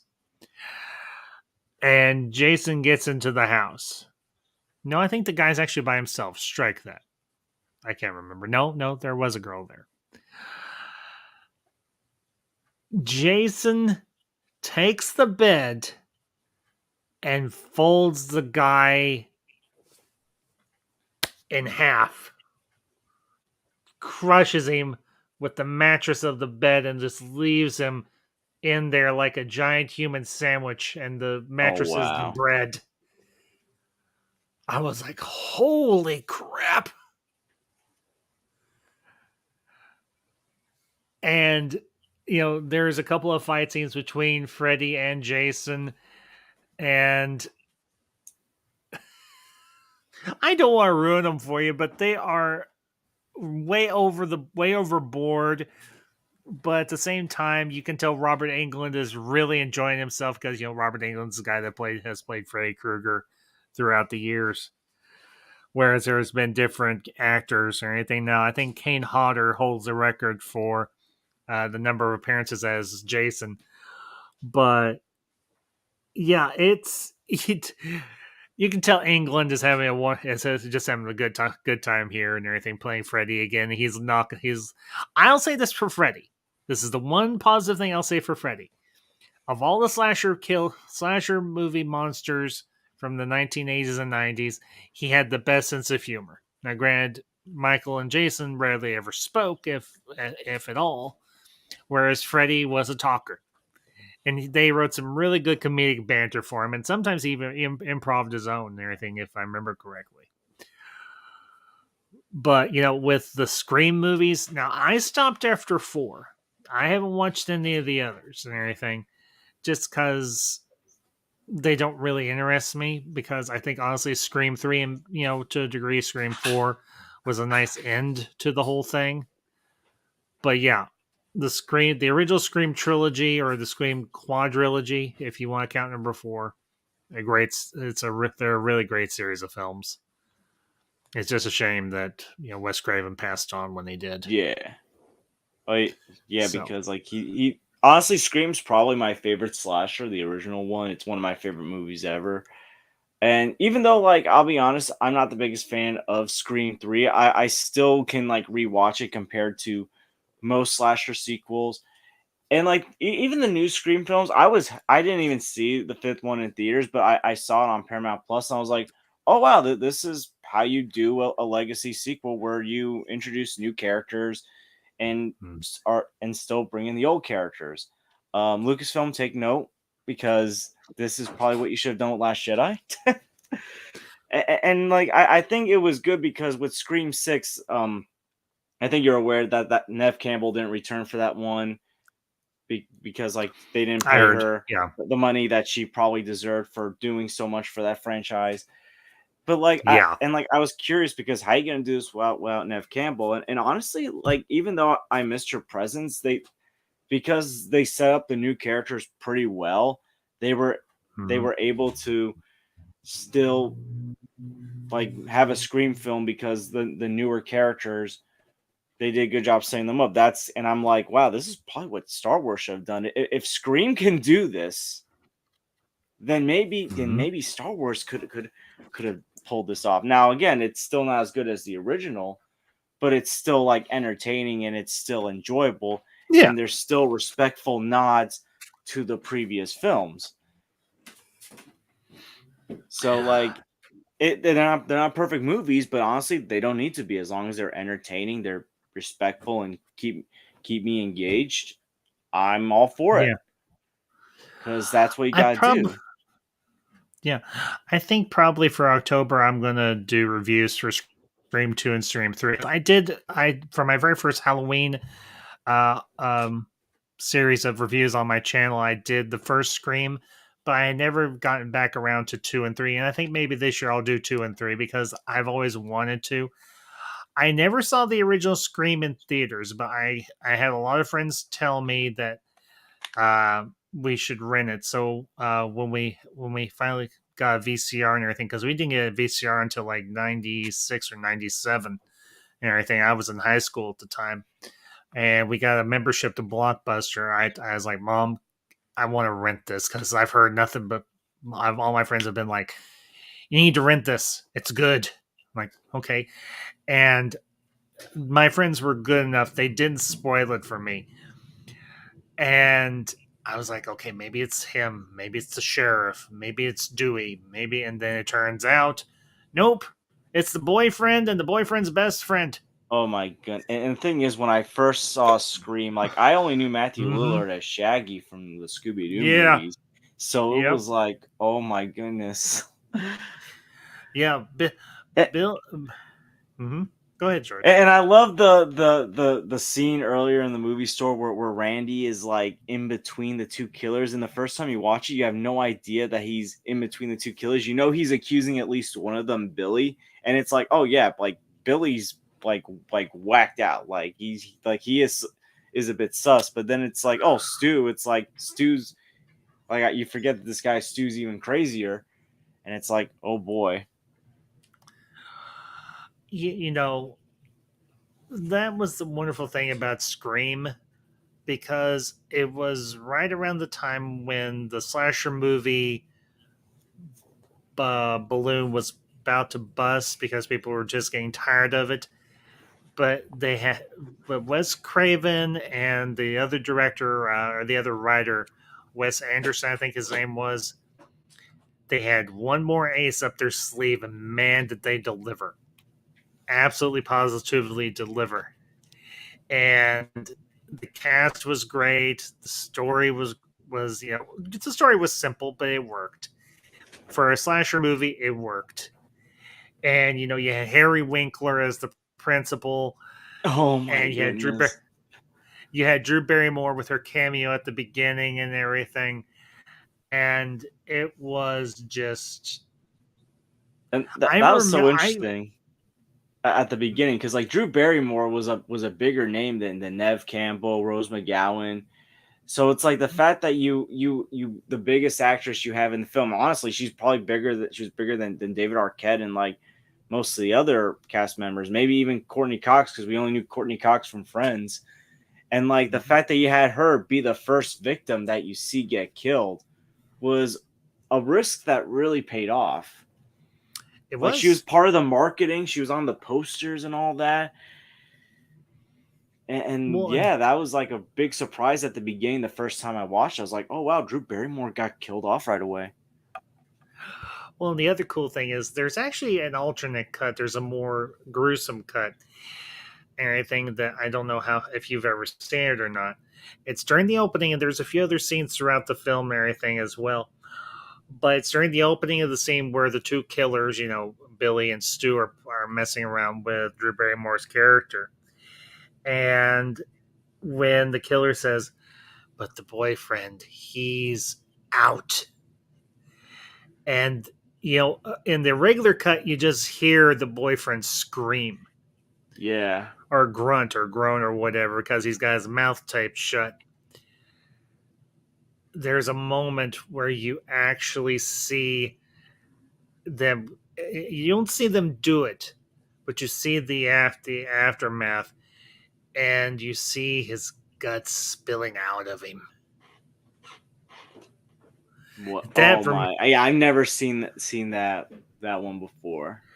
yeah, this is the it's a special edition cut and everything of the original. I think I actually own it because it's been a few years ago, but I found a box set of the first three Screams and everything on DVD, and I was like, I gotta have these. I gotta have at least the first three, if nothing else. And they still sit on our shelf and everything, right next to in between Terminator and the Ocean's movies. So Oh, yeah, I just bought a bunch of DVDs like these past few days because it's been a while since I've been to Target, and I recently picked up Creed 3, John Wick Chapter 4, and Avatar: The Way of Water. eh. Yeah, Well, I and know you're not the biggest Avatar fan, but like, yeah, no, I love it's not collecting. that I okay, here's the thing. It's not that I hate Avatar. I just don't think it's all that everybody else does. I No, no, just I this get you. this I get you. I mean, I'm entertained by it, but it's like I know it's not like the best thing. Like to me, my favorite Cameron film is gonna always be Terminator 2: Judgment Day. And yeah, if I'm gonna you're pick talking between True Lies and Avatar, I'm still gonna watch True Lies. I actually was able to get it on DVD months ago on Amazon. nice. I think I got all the Cameron films except for Titanic and the first Avatar on DVD. Nice. Very cool. If I had to say okay, now here's the thing. Obviously you weren't even alive yet. But when the trailers started dropping for Terminator 2 Judgment Day and everything, when they'd have TV spots or when me and my mom would go to the movies, the trailers started popping up and I was like we would get out and everything of the movie that we were seeing, and I'd be like, isn't that the sequel to the one I watch all the time on Saturday nights late at night? She's like, yeah. I was like, can we go see that? She's like, you damn right, we're gonna go see it. My mom was just as excited as I was. I mean, of course, it was my mom. She wanted to obviously spend time with me and everything because my dad being gone and all, everything being passed away. But that's kind of one of the things I was talking about before you came in, George. And everything. And I'll get back to Terminator here in a minute. A lot of my fondest memories revolve around me and my parents, or just my mom, or just some of my closest friends. Us going to the movies. You know, it was 8 years ago that we went to see Age of Ultron the night of my bachelor party. Oh, and nice. had an absolute blast. Absolute great time. It was a great movie, and you know when me and my mom we went to see Terminator 2 Judgment Day. Man, I was still relatively young. I think it was like 9 or 10 or so when that movie came out. And the scene where it shows the nuke destroying the city and then destroying Sarah and all the people, it shook me. It legitimately shook me just how dramatic that whole sequence was, because up until that point I didn't know what the effects, even theoretically, what happens to a human body when it's hit by a nuclear weapon, much less what it does to a city. And we walked out and I was really quiet. I was excited, but at the same time, it was maybe a few hours later and everything. I asked my mom, I was like, is that actually what happens to people when a nuclear bomb goes off? And she's like, yeah, more or less. She's like, we don't know exactly for sure, but that's a pretty close approximation, or well, something to that effect. And she's like, but you got to remember too, she was dreaming, so it's not going to be 100% accurate as to what would actually happen. I'm like, good point. But yeah, it was a movie that started Robert Patrick's career. It's really solidified Schwarzenegger as a household name. It solidified James Cameron as a top notch director. And I'll say this for him. Even if I don't particularly care for the movies that he has done the last few years, like Avatar and Avatar: The Way of Water and so on, I will still give him his due where it's warranted. And the man's still kicking ass after all these years. After George Lucas has retired, a lot of other directors with around his age or maybe older or younger have retired or are just not doing much. He's still out there making his movies. He's still out there bringing his vision to life, and I applaud him for it, even if it's not my cup of tea. Yeah, because like one thing I noticed, and like even though Spielberg still makes great movies, Spielberg is leaning more towards into doing the more biography kind of movies, the more historical kind of movies, which is fine, and he's still making very good movies. But he's obviously moved away from the blockbuster side of Yeah. stuff. I mean, like you're never gonna see another movie like Temple of Doom. That was like a movie that was like the most recent review that I just did today, and I'm like, oh wow, like the story behind this is so interesting, and the direction that it went. And I remember the first time I watched, I was like 12 or 13, and I remember just being like, this was weird because I loved Raiders, and the same day I watched Temple for the first time, I watched Last Crusade, and I fell in love with Last Crusade right away. So it was like, this isn't like I had a bad day and I just didn't like the movie because I was in a pissy mood. I was just weirded out at first, but then like when I rewatched it years later, I was like, oh, this is actually a lot better than I remember. But like this was one of the reasons we have a PG-13 rating, because this PG rating would not fly today. I used to be part of a movie club back in middle school, and at most we could only watch PG movies, which meant there were certain movies that we were allowed to watch: the original Rocky, the original Karate Kid, certain Hitchcock movies like Rear Window. And it's Mm-hmm. like, wow, Temple of Doom, we probably could have gotten away with watching Temple of Doom in this club.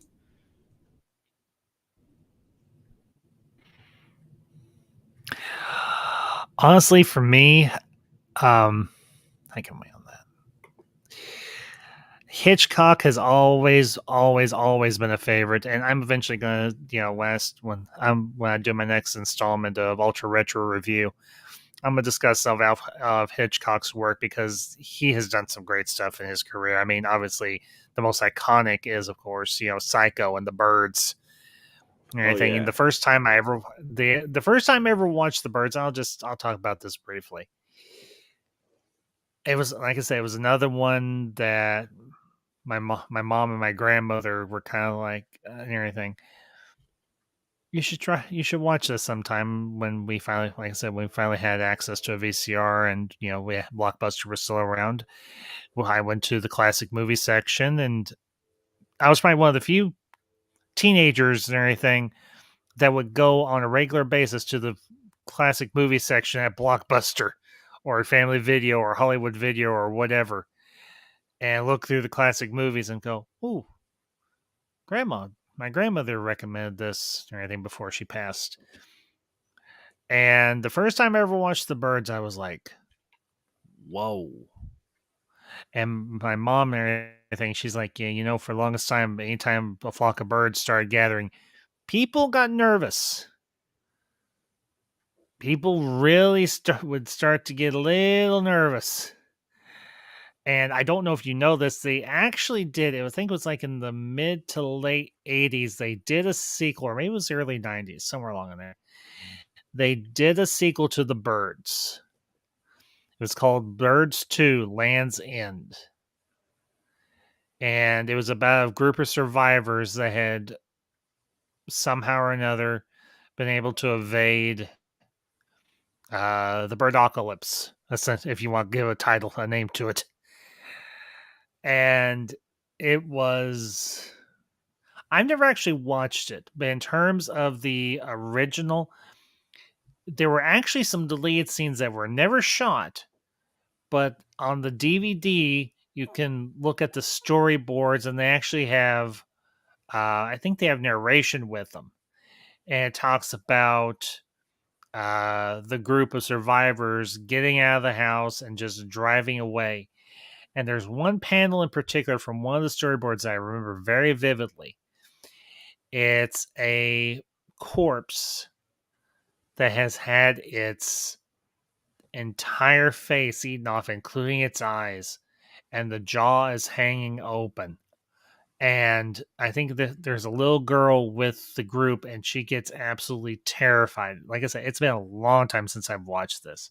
I probably need to pick it up on Blu-ray or something at some point because I gotta have the birds in our collection. But it is one of Hitchcock's best, and with good reason. There's another one there, I think. It's more of one of his lesser known ones. It's called When the Lady Vanishes.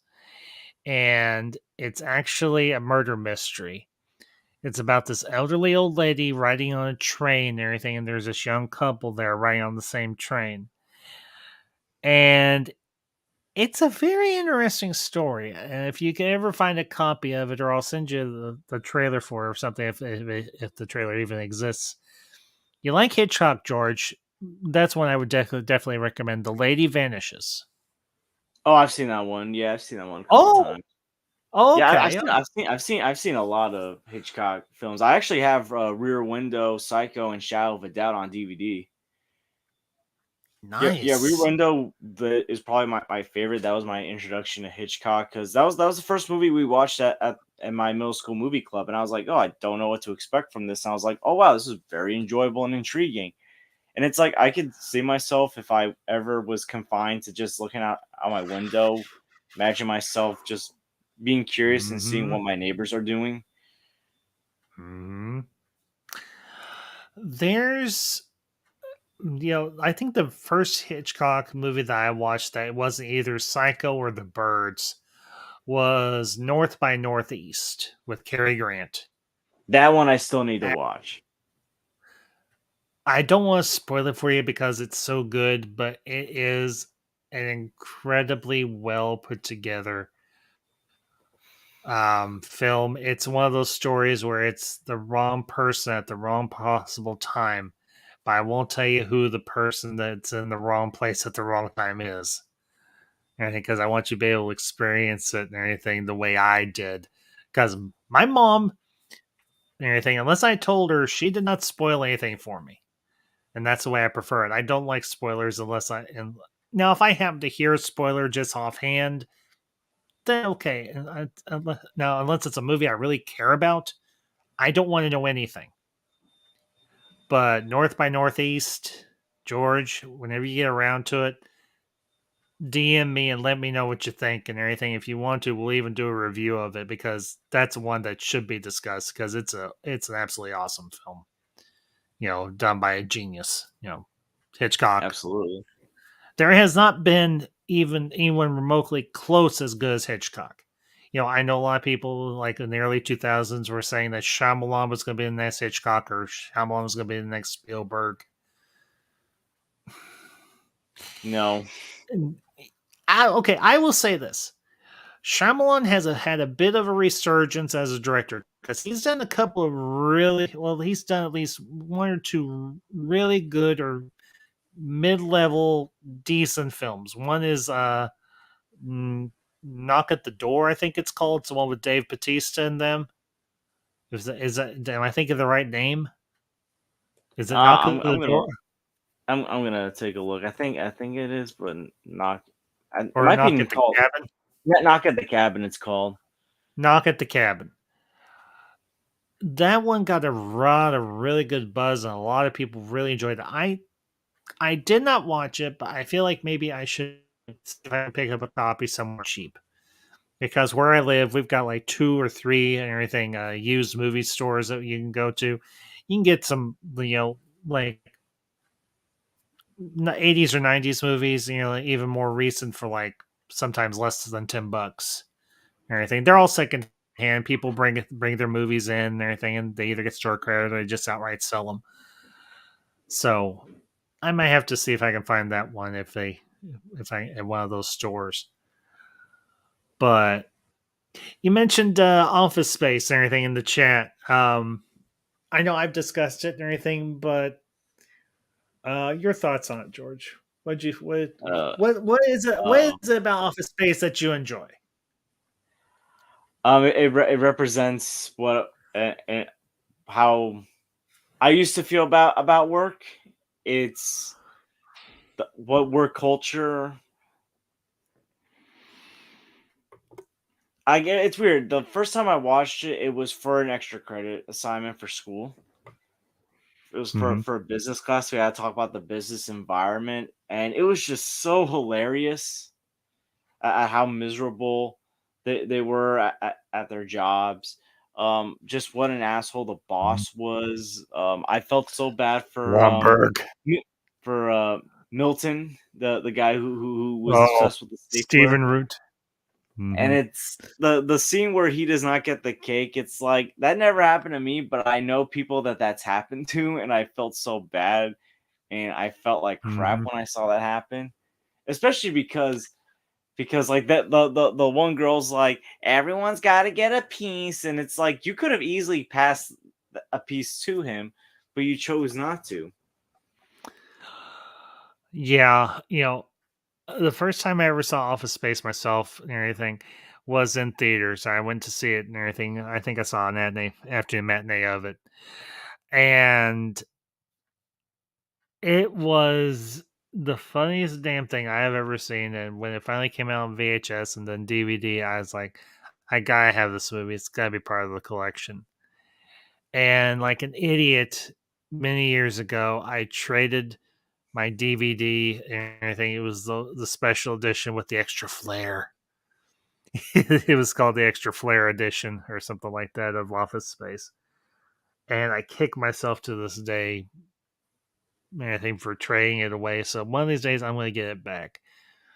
But yeah, I've worked jobs or anything, not necessarily in an office, but you go in, you work your shift, and you're like, oh crap, what's possibly going to go wrong today that I'm going to have to deal with?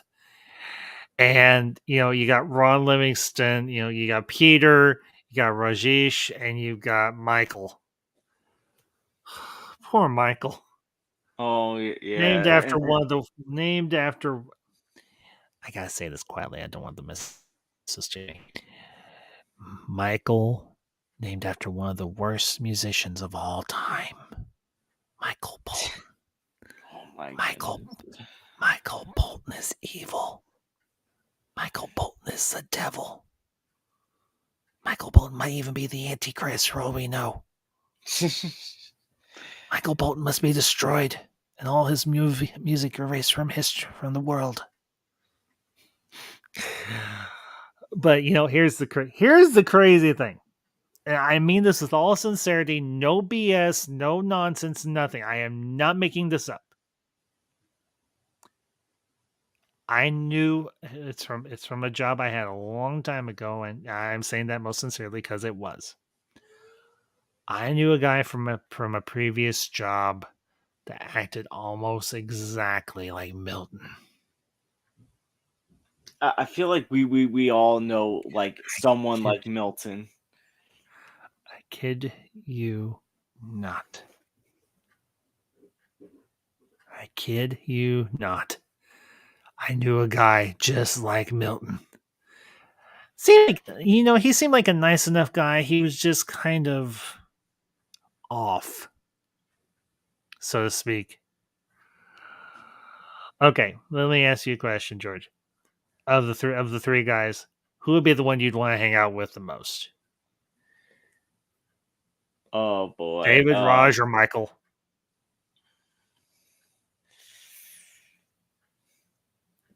Oof. There's no wrong answer here. It'd be whoever you want it to be. So Yeah, that's a tough one. Probably Michael. I feel like I would be a Michael. I'm gonna have to go with the next door neighbor, Lawrence. Oh Derek. yeah, that neighbor. He was like, "Oh, hey neighbor." Hey Peter, check child 9. It's the breast exam. So, and hello to the chat. Tim's talk. Tim, it's good to see you, buddy. Tim, we're Oh not boy. talking about. It's okay. Tim's just being Tim. Tim, get your ass in here. We're talking about movies. And yes, if you want to talk about Star Wars, we'll talk about Star Wars. But I already discussed a Star Wars film this evening already, and that was Solo. So get your skinny Adam Driver looking ass in here. Hey, for all we know, Tim's ass might look like Adam Driver's ass. But also like the scene where they're destroying the copy machine. Oh I'm my like, there gosh. there is like literally stuff at work at any Oh, job that has don't. always frustrated me, and I'd be Oh, like, that would be me and some coworkers. Like we would just like take this thing, like our old clock in phone, for example, used to cause problems. Like I can literally see some of us just like taking the clock out phone out and just like hitting it with like hammers or something, just or or a like little baseball bat. pencils or something, like anything that would cause that phone damage. Die, mother effer, die, mother effer, kill. Die, mother effer, die, mother effer, kill. that movie is, and of course you had Jennifer Aniston as Joanna, who Mike Judge described as having distance. She's like the girl next door that you think you might have a chance with, and it turns out you probably do. And of course, Mike Judge being Mike Judge, he is the restaurant manager. And you don't even recognize him, but it's freaking Michael Judge. So, and I want to say also to the chat, Ferris of Ferris Geeks World. Hey, buddy, good to see you. Ferris, we're starting something new tonight. This is going to be, I think, either a weekly or bi weekly stream that I'm going to be doing. It's going to be called the Ambassadorial Cinema. It's going to be an open panel. This is going to be episode 1. If you've got a movie that you want to talk about, it doesn't matter if it's something we've already discussed or something brand spanking new or something really old. If I haven't covered it or you want to talk about it, you come on in here and we talk about it. So that's the idea. That's the premise. There you go. So I've already It's just talked. like Go ahead. Go ahead. I feel like between Clerks and Office Space, I'm like, there's no two perfect comedies that capture the work environment, how motivated or unmotivated you can be, because you're either dealing with shitty bosses or shitty customers or shitty coworkers. It's like I watch these movies. I'm like, I know people that are like Milton. I know there's the Miltons of the world. I know the Randalls of the world that are Randall just. Graves. It's like I know the Dantes of the world. I used to be a Never Dante, supposed to like be here today. that used to be me. Like I was Dante for like the longest time. I don't think I was ever like Dante. I think I was more. I think maybe to a degree I was more like Randall, where I just did. I did my work. I worked hard. I did my best, but at times I had the same attitude as Randall. Now, granted, it wasn't like everything seemed stupid to me and I hate everybody. I've never been like that. But I think in other ways I'm very much like Randall in that I am a bit of a well-meaning crap starter, so to speak. Oh boy. Yeah, yeah. There's been times where like I wanted to pull a Randall on people. Now I work in childcare, so I can't really. Obviously, I can't pull a Randall, but like I wanted to pull Randalls on the kid, on not the kids, the parents, so many times because like parents are just like, oh, okay, and then it's like the kids misbehave next day, and like the parents just don't do anything. I'm just like, ah, I want to, I can't hold in my, I can't hold it in, but like I need to hold in my tongue.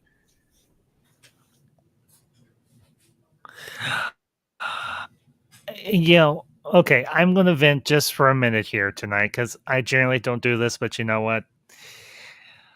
I was at work last night. I don't generally talk about work. Everybody knows. But I feel this is one time I'm going to talk about work because it ties into talking about clerks and talking about office space. We have got this one shift manager, and it's him and his wife and everything, and they are a pair. A pair of what has not been discovered by science yet. And yes, I'm going to be a little bit mean here, and I don't care. I've never called this to their face, but if I ever had what they would call FU money, I would do it. It's like Cleese the slack-jawed yokel and his wife Lurleen from The Simpsons. Oh, Ferris, I already did that one. I did that a couple weeks ago. Yeah. By the way, Ambassador, when did your do your Armageddon stream? I didn't know that there was another movie like Deep Impact at the time my family was into Armageddon compared to Deep Impact. Yeah, very much so. But I was working with Cletus, and that's what I'm going to call him. That's how I'm going to refer to him as Cletus.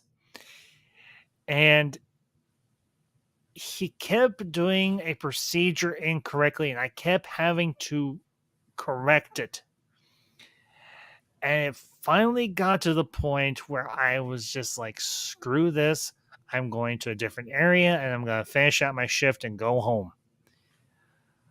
But this guy, if he hadn't been a shift manager and if I had it where I could just haul off and belt him, I probably would have.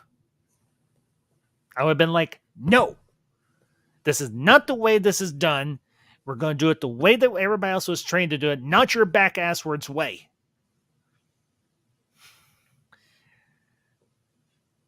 And it was just like, okay, there. I got it out. I feel better.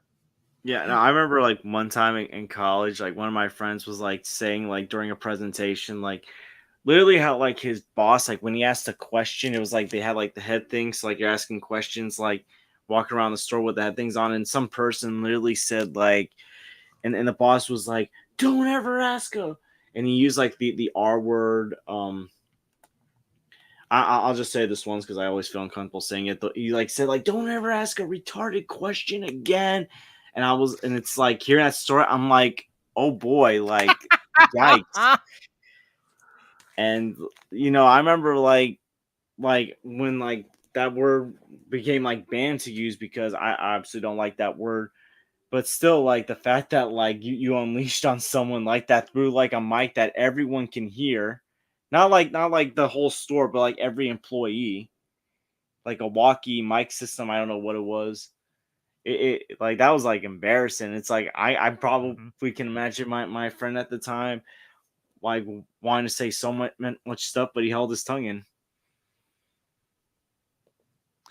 I am often the same way.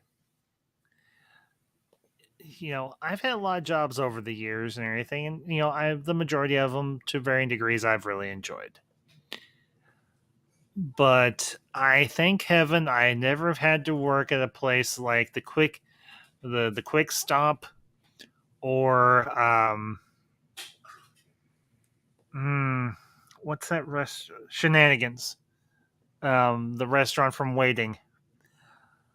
I am so glad I never worked at a restaurant like Shenanigans from the movie Waiting. Have you ever seen that one, George? I don't think Waiting? no, I don't think yeah, no, I didn't see that one.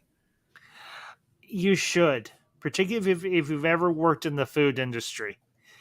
It's got Ryan Reynolds, Justin Long, Anna Faris, Luis Guzman, Chi McBride.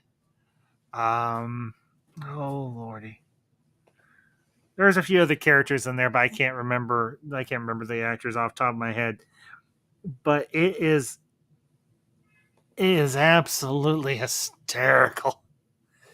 It's like a parody, but at the same time, not a parody of what a okay. The restaurant's kind of like either like Applebee's or Chili's or TGI Fridays or something like that. You get my meaning. Yeah. And everything. It's like a restaurant like that, and it's like that movie is just like hysterical. It's absolutely hysterical, and I would definitely recommend you check it out sometime. So because it is I don't want to spoil it, but at the same time, there's just so much in it that's so damn good and everything. Okay, I'll give you one thing, everything out of the movie, and this is not necessarily spoiling a plot line because the plot lines are kind of inconsequential in the movie. There's this game that the guys in the restaurant play with one another. And essentially, what they do is that they go into random parts of the restaurant, generally in the back of house, thinking in the kitchen or the dish room or the stock rooms or whatever. And essentially, what they try to do is to try and get one of the other male crew members to look at their junk. And Oh it's wow. it's essentially called the game. And they come up with all these different things that you can do with your junk, anything different. Okay, there's like the bat wing or the brain or the goat or whatever. And it is one of the damn bizarrest, most weirdest things I've ever seen in a movie. Now, granted, they don't show the guy's junk, obviously, but it's one of the most bizarrest ideas I've ever heard of. It really is.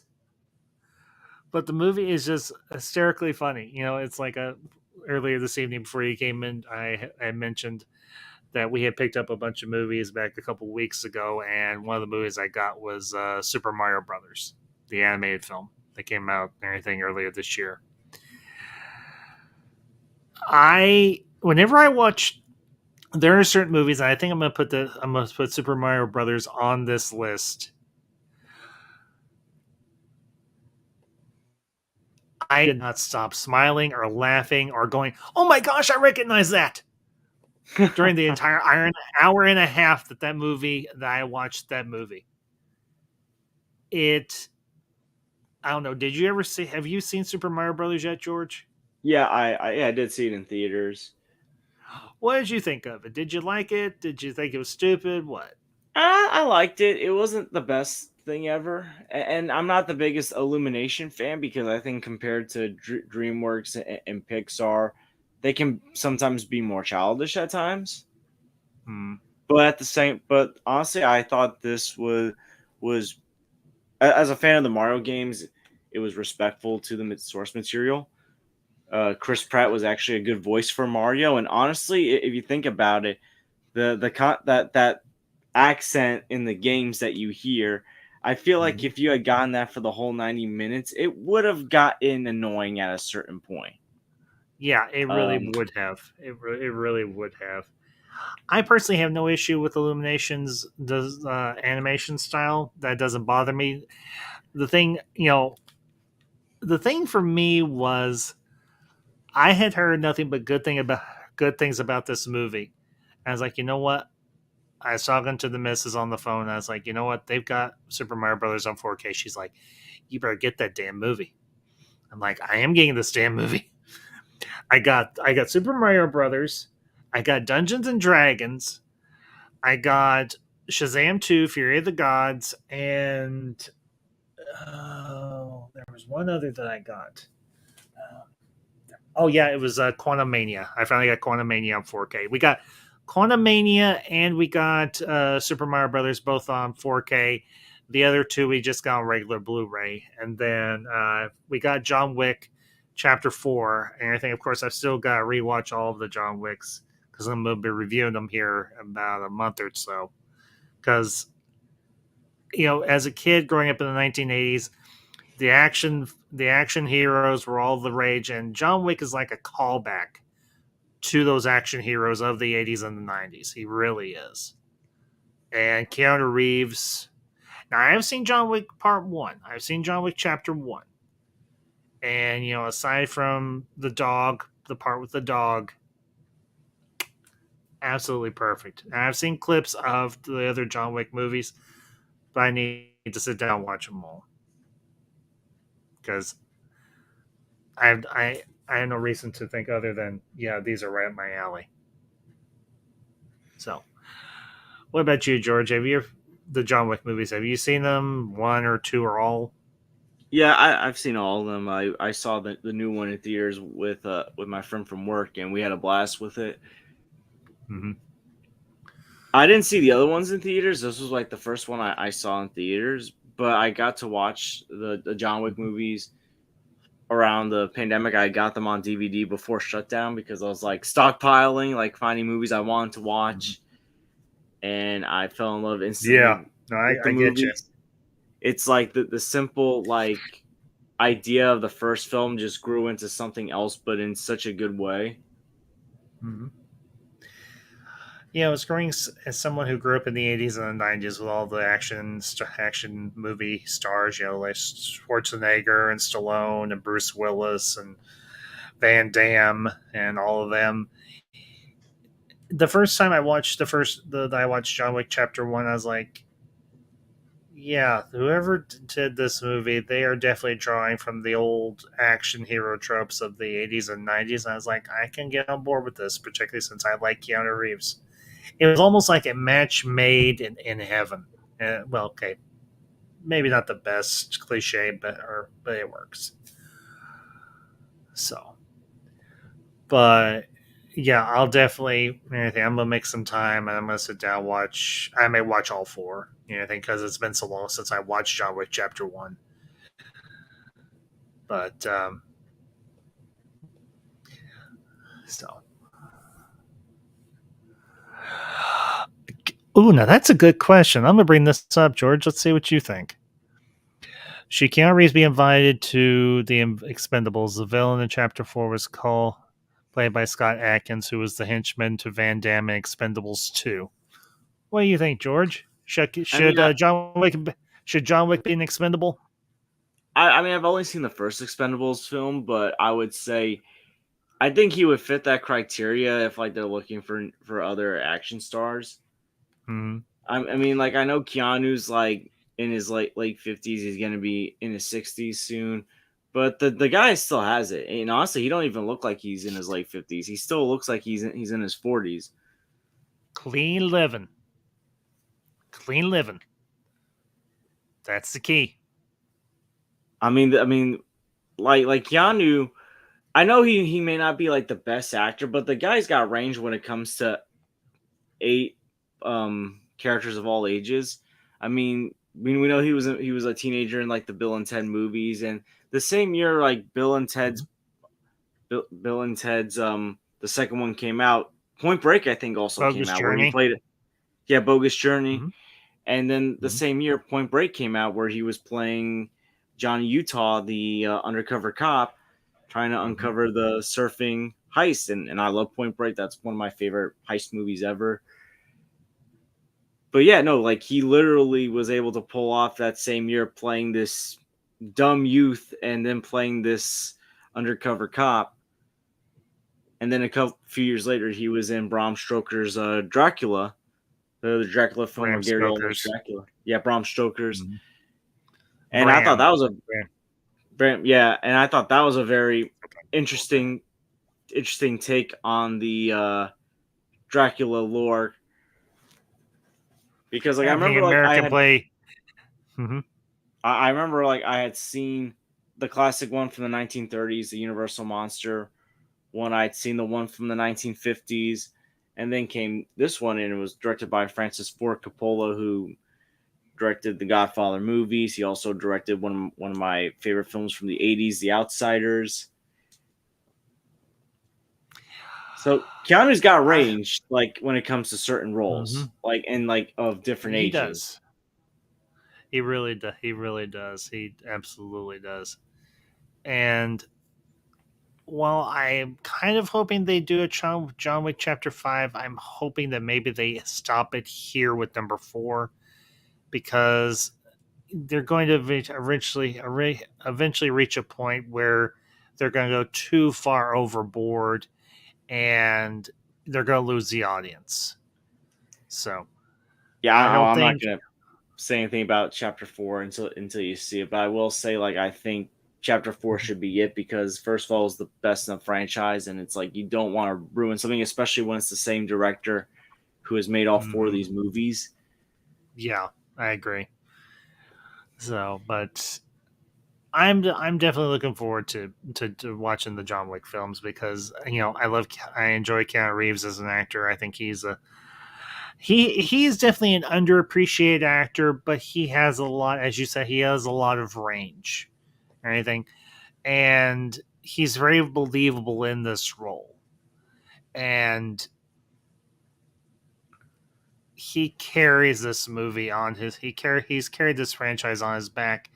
Grant, he is the lead character. It is his story in a lot of ways, but I can't imagine anyone else playing this part, both either past or present. Honestly, I just can't. I don't think there's anybody else that could possibly play this part of John Wick other than Keanu Reeves. So, so, but I do want to bring up one more topic and everything, and then we're probably going to wrap up for the evening. All right. But as I've mentioned before, anything I don't generally, as a topic, talk about movie news, but I have not tiptoed, but I've been on the fringes of this conversation over the last several days and the last several months. And we'll wrap, like I said, this will be kind of the cap for the evening. We've had a lot of good. We're going to discuss something bad now. Did you see The Flush? I did see the Flash. Okay. I obviously have not. And I obviously have no intention of doing so. But I would like to have at least one I've heard from another friend and everything who has seen it. What was your experience, George? I did enjoy the movie. I saw it with my mom. She also enjoyed the movie. I'm surprised because she's more of a Marvel than DC, but she also Mm-hmm. loves Michael Keaton just in general, not just Batman. She just loves Michael Keaton and anything Michael Keaton's in. She loved him as Mm-hmm. Vulture. So we saw it and I enjoyed it. I wasn't expecting the best comic book movie ever. I wasn't expecting the worst. I think compared to most DCEU movies, and that's not a high bar. It's I would say a lot more rewatchable. Like I would go back and probably rewatch it, but at the same time, Mhm. it's like I it felt like they were playing catch up with DC, and this is like when they were still going with the original plan before James Gunn came in, and it's like 10 years later you're finally making a connected universe. And while I liked what I saw, it's like this should have happened a long time ago. You waited so long to finally have certain things connect. You waited so long to finally acknowledge the first film in your universe, which was Man of Steel, and it's happening as the end is coming. It's like by year 10 for Marvel, you had Black Panther and Avengers Infinity War come out, which was bringing everything together. But I will say I did enjoy the movie, but yikes, the CGI. I get what they were trying to do, but good lord, I did not get what was up with the CGI in this movie. And I know the director said he intended the CGI to look that way because it was like the Speed Force, but Yeah, I've heard and the same and, thing. and I and like I because like I'm so done with that certain fandom. But it's like one thing I will say about the Snyder Cut because I still do like the movies personally. I'm not gonna let the fans ruin how I feel about the movies. I felt like That's fair. Zack Snyder in the Snyder Cut handled the Speed Force better because it looked better. And there were Mhm. just it's just like his lightning in both versions of Justice League was blue when he's running. In this film, it's yellow. And I get it. There's a time gap, so maybe his powers have evolved. I just wish they had acknowledged it because there's another Barry, and when he gets powers, his lightning's blue, Mhm. similar to the original Barry. So I just wish they could have just explained it better in this film, Mhm. or could have acknowledged it better. But I still did enjoy the movie. I thought the action was very good, and as much as I dislike Ezra Miller, I will admit they did give a very good performance. Although, even if they were still continuing, I think they should get fired, recast, because the accusations are serious and troubling. But I Yeah, will give credit where credit is due. They did give a great performance, although what the second Barry got on my nerves at times, and it that's was what I've like heard from a lot of people. yeah, like the Yeah. original Barry, I liked how the original Barry was handled because that character grew and matured. But the second one, it's like I get it. He's new, he's getting his powers for the first time. But this laugh that he had, it's like Mhm. I don't know if you ever seen SpongeBob, but there's like a fish in SpongeBob that has the same annoying laugh. It's like, oh, Mhm. it's like I saw someone's review who also liked the Flash, but they said the other Barry had this annoying laugh that was like the fish. I was like, when I heard that laugh for the first time, I was like, good lord, he was right. But despite some of that, I did enjoy the movie, and I'm ready for the new DC to begin. I'm just ready to move on from this chapter. Personally, you know, even way back like a year and a half ago, I was like, yeah, this movie is not going to do well. And I will never be one of those people who thumps my chest and goes, "I told you so, I told you so, I told you so." I will never do that. But this one time, just a little, I will say this. I told you so. Well, here's the thing to also understand. As much as I love Michael Keaton as Batman, I know that was one of your top 10 favorite movies in there. And Hmm. I grew up, even though I didn't see the Keaton movies in theaters. We need to be honest. As much as some of the older folks may have nostalgia for Michael Keaton, the younger crowd doesn't. That's who your No, general audience is going to be. It's like it ain't like Toby and Andrew, where people my age or younger have more nostalgia. Now I may have nostalgia or even my for age, but now I may have because nostalgia for Ian, Toby, Michael and Andy. Go ahead, George. because even though I may have nostalgia for Batman '89 because that was the second live action comic book film I watched after the first Toby Spider-Man film. Not everyone my age Mhm. grew up on that. They grew up on Christian Bale Batman just like me. Mhm. So like they didn't grow up on 89 and Returns, and a lot of the younger kids that are as we throughout the years, they didn't watch these movies as much as they probably watched the Toby movies or the Andrew Garfield movies when it comes to Mhm. Spider-Man. So you can make Mhm. the case that nostalgia couldn't really help this movie because you and I get it, you were selling Keaton, and I was excited to see Keaton. And look, Keaton didn't disappoint. I thought Keaton was great, and I thought one thing I will say that this film did do better than No Way Home was Keaton was did contribute to the plot more and did more than Toby and Andrew did in No Way Home. I will say that's the one thing the Flash did have more than No Way Home. Mhm. But outside of that, what else do you really have? Even if Ezra didn't commit all those crimes, Barry Allen in the Justice Ezra, League movies was not really seen as a prominent figure. Like he no, was seen as the the weakest link in Flash. performance. The Flash is not a main character. He is a side character. He cannot carry a film on his own. And Ezra Miller is not a leading actor. He's not a leading role. He is a supporting actor. And honestly, did his actions contribute to my decision to not see The Flash? Yes, it did to a degree. It did. But it wasn't totally my reason for not going to see it. My main reason for not going to see it was simply because I don't regard the Flash as a character who deserves his own live action film. The Flashpoint Paradox animated adaptation of that same story, that same comic book line, tells that story, I think, in a much better way. It's a lot more relatable to a broader audience.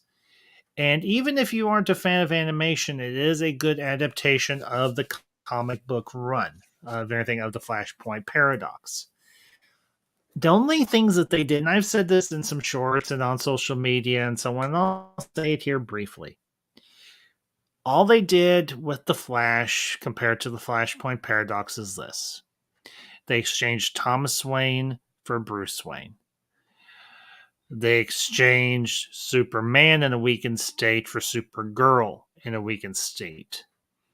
They exchanged the war between the Atlantans and the Amazons and humanity for a war between Zod, his forces, and humanity, or at least the United States military, as I understand it.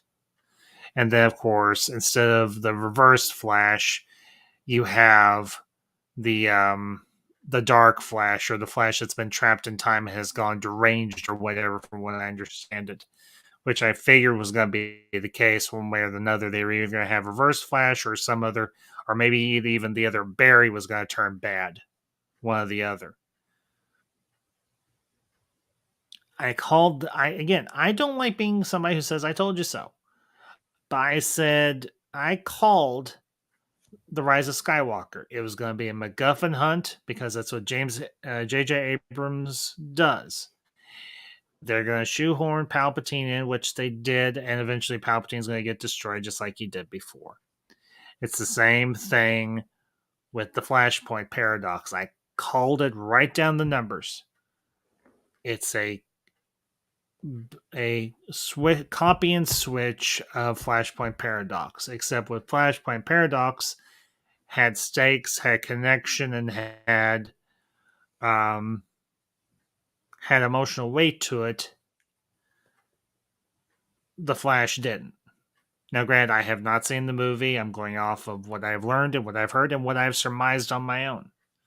And when I can figure out a movie without even blame while seeing it, that tells me right there that it's a pretty piss poor movie. Because it's rare for me to be able to figure out a movie without even watching it, what exactly it's going to be. But I had watched Flashpoint Paradox, and I enjoyed it. I mean, most everybody knows I'm not a DC guy. I'm a Marvel guy, and even now, I'm I'm probably gonna wait and for Secret Invasion to finish, and then I'll just watch it all at once rather than doing the whole week by week thing. I watched the Okay. first episode of Secret Invasion. I'll be honest, I wasn't fully impressed. I mean, I like some stuff, but I don't Mhm. know. the Marvel shows haven't really been my thing lately. That's fair. I understand that. I mean, like Hawkeye was the last one that I was like deeply invested in. That I was like, oh, I was Mhm. like enjoying every episode. Mhm. Not to say that they've been bad. It's just I feel like the investment has kind of dropped down, and maybe it's because the last few shows were focused on newer characters. And that's entirely possible too, and that's But it's like understandable. even like the character Kate Bishop, I thought was an interesting character, and I liked her a lot. Yeah. But still, like Well, it's just I need to see more Secret Invasion to like as I understand, it's a 6-part limited series, so you got 5 more parts to get through before it's done and over with. yeah. But you know, to put a nice little bow on this discussion this evening, movies are something that should be something that brings us together, not splits us up or makes us fight one another or gets us into petty feuds. Movies are something that are a unifier, not a divider. Now you can have varying opinions, and you can even have different takes or even hot takes that other people may not always agree with, or may very diametrically be opposed to altogether. But movies should not be something that causes us to dislike one another. They should be something that brings us together as a community and as people. And it should be something that we should be able to sit back, have a nice drink, and talk about these things called movies that brings us all together as people and as friends and as ambassadors. And considering the response I've gotten this evening, this will be episode 1 of definitely an ongoing either weekly or bi-weekly series. So keep your eyes out on my social media. I will announce when I'll do the next one of these, the Ambassadorial Cinema.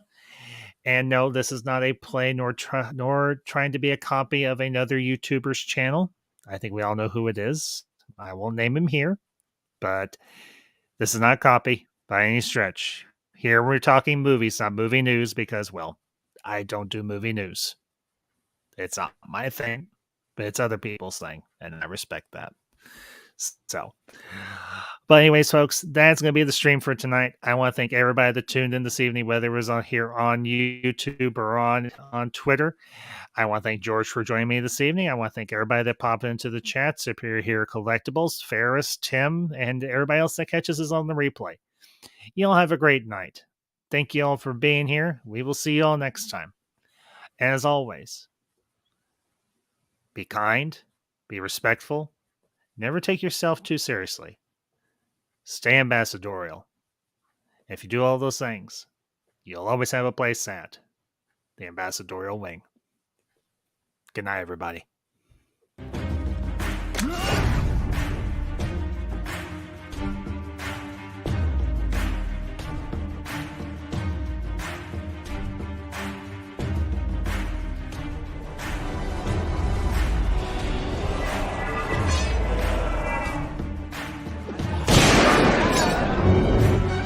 Let's be friends.